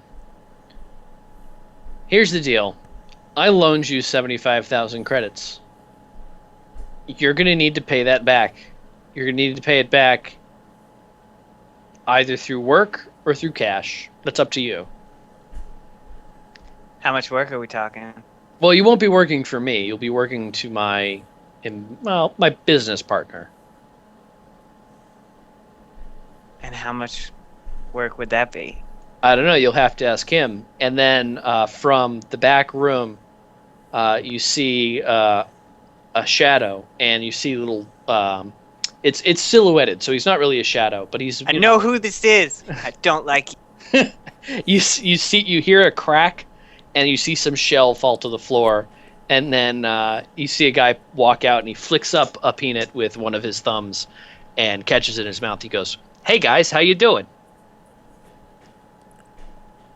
I give him my intimidation face. Okay. Do a persuade against your strength.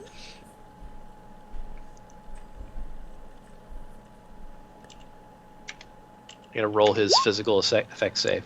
I'm re-rolling that. Okay. That's my re-roll. Okay. Level 7 warrior. It's definitely a good use of that.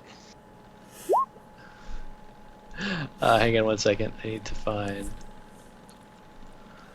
Level 7. Physical effect save is 8. Oops. Roll 20. He looks at you and just kind of chuckles, like, "That's a good war face, kid. Now, it seems that you work for me." That's a rather open-ended statement. We have some work owed No. to you.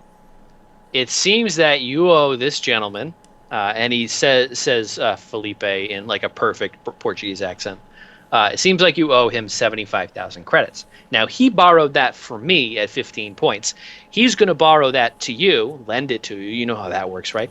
He's going to do that at 20 points. So if you don't make payments to me to outpace the interest, which compounds every month, then you're going to owe me, and he like taps on his hand like he has a calculator, a shit fuck of money. Yeah, shit fuck of money. That's how much you're going to owe me. I did the math. And he points at his hand. Is there a number to that? Enough. That's the number. You know, you caused a lot of problems for me, little kid. You and your crew, the two that got whacked and the other guy. I guess you're the other guy, huh? I would be the other man in this relationship. So you cost me a lot of money. You cost me a lot of trouble. And now you're going to pay it back. I'll be in touch. And he turns around and he says something to Felipe in Italian, actually, and then walks out the back door. Before he walks out, he kind of is like pacing around you, and he sees Malcolm, and he goes, "God, I told him to go help you, not to get his dick blown off." And he turns around and walks back through the hall. Yeah, so that's that. Felipe says, "You work for him now. Congratulations." And walks away with Luisa, who's, sort of like sobbing still. And that's that. You're basically told to get out. Ottavio's going to drive you home. Well, free ride home. Yeah. Yeah, so you get back to the ship a little while later. Ottavio looks at you and goes, Listen, tell your buddy no hard feelings. You know what I mean? Hilarious. Don't let him get all up about it. You know, don't he shouldn't get up about it. I'm sure he'll rise to the occasion in time. He just sort of like he just smiles and gives you a thumbs up. He's like, all right, all right, and he walks back to his car and drives off. Yeah. So that's that. That was the end of the mission. Okay, everybody, in my ready room. Let's see. So, Malcolm, I believe your belief triggered there when you were lying to Doris / Michael / whatever their slave name wasn't. Hooray. So you're gonna get 50 experience for that. Wait. And I don't know. Did anybody else finish or do another goal / belief / something? I have to use my psychic power again. I think I failed a goal. Sort Would- of. Okay. Well, so you use a psychic power again. How much did I give you that last time? 100. 100. So yeah, you can have another 100. Sweet. Next time it'll be half that. So I'm actually gonna mark off. It was 100, so now it's gonna be 50 even. 1 second. I'll be right back.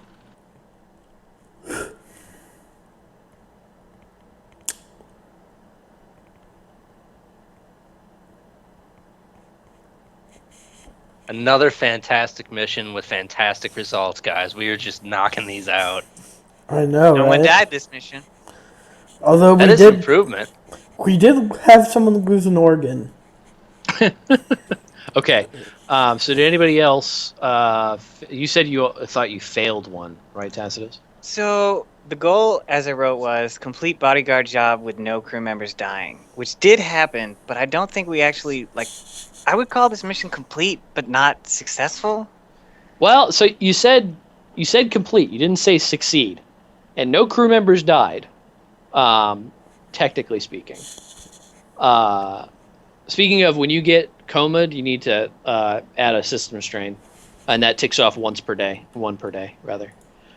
Yes, but I'm going to say that completing a job with no crew members dying, that's not a super difficult goal either. I'm going to say it's 100 XP. And you definitely finished it, but... Okay.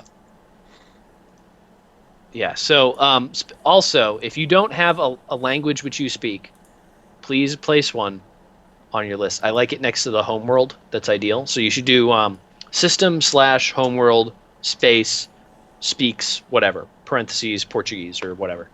I put that in your sheet, Malcolm. I noticed.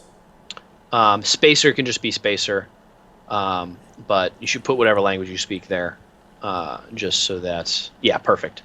So you speak Old English. That's fascinating.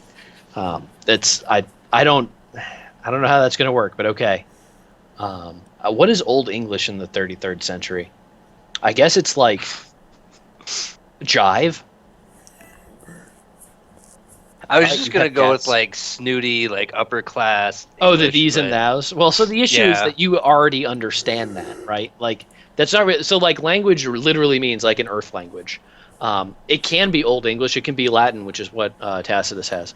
But if you want it to be useful, that's another thing. So okay. Yeah, I don't think we have enough time to do another mission. However, Do I get any XP for believing I can't die? I think I also told the truth a lot, which didn't help. you did. Yeah, so I think you get the same. Like, what did I give? What did I give Malcolm for getting in trouble because of his lying belief? I think a 50 XP. Yep. Yes, you get 50 XP for telling the truth with Doris / Michael / whoever. But your belief that you can't die didn't get you in any more trouble. Like, they shot at you, but that... No, I think you're right there. Yeah, they weren't trying to kill you. If they shot at you and, like, you instigated a fight because you didn't believe you could die, like, when you were on the bridge and there were 7 guys around and decided that you can't die, yeah. Okay. Okay, cool. So where's everybody at experience-wise? You guys are all getting up there. Uh, You're almost level 3 already, Tacitus. It's ridiculous. I have 325. Yeah. So I hit you two are 75 tonight. yeah. I think I got So- like 150. Yeah. We got in a lot of trouble. Yeah. This session. Speaking of, you should get an extra slot, Tacitus. You can have another belief, goal, or instinct. One instinct that might be valuable to you is always being armed. I never go anywhere without my gun. That's a good point. Those aren't worth XP, but they're valuable for that reason. Yeah. Okay, cool. Good session, everybody. I think we're going to be done, though, because another one will take way more than half an hour. And we're not meeting next week? We are not. I'm going to be in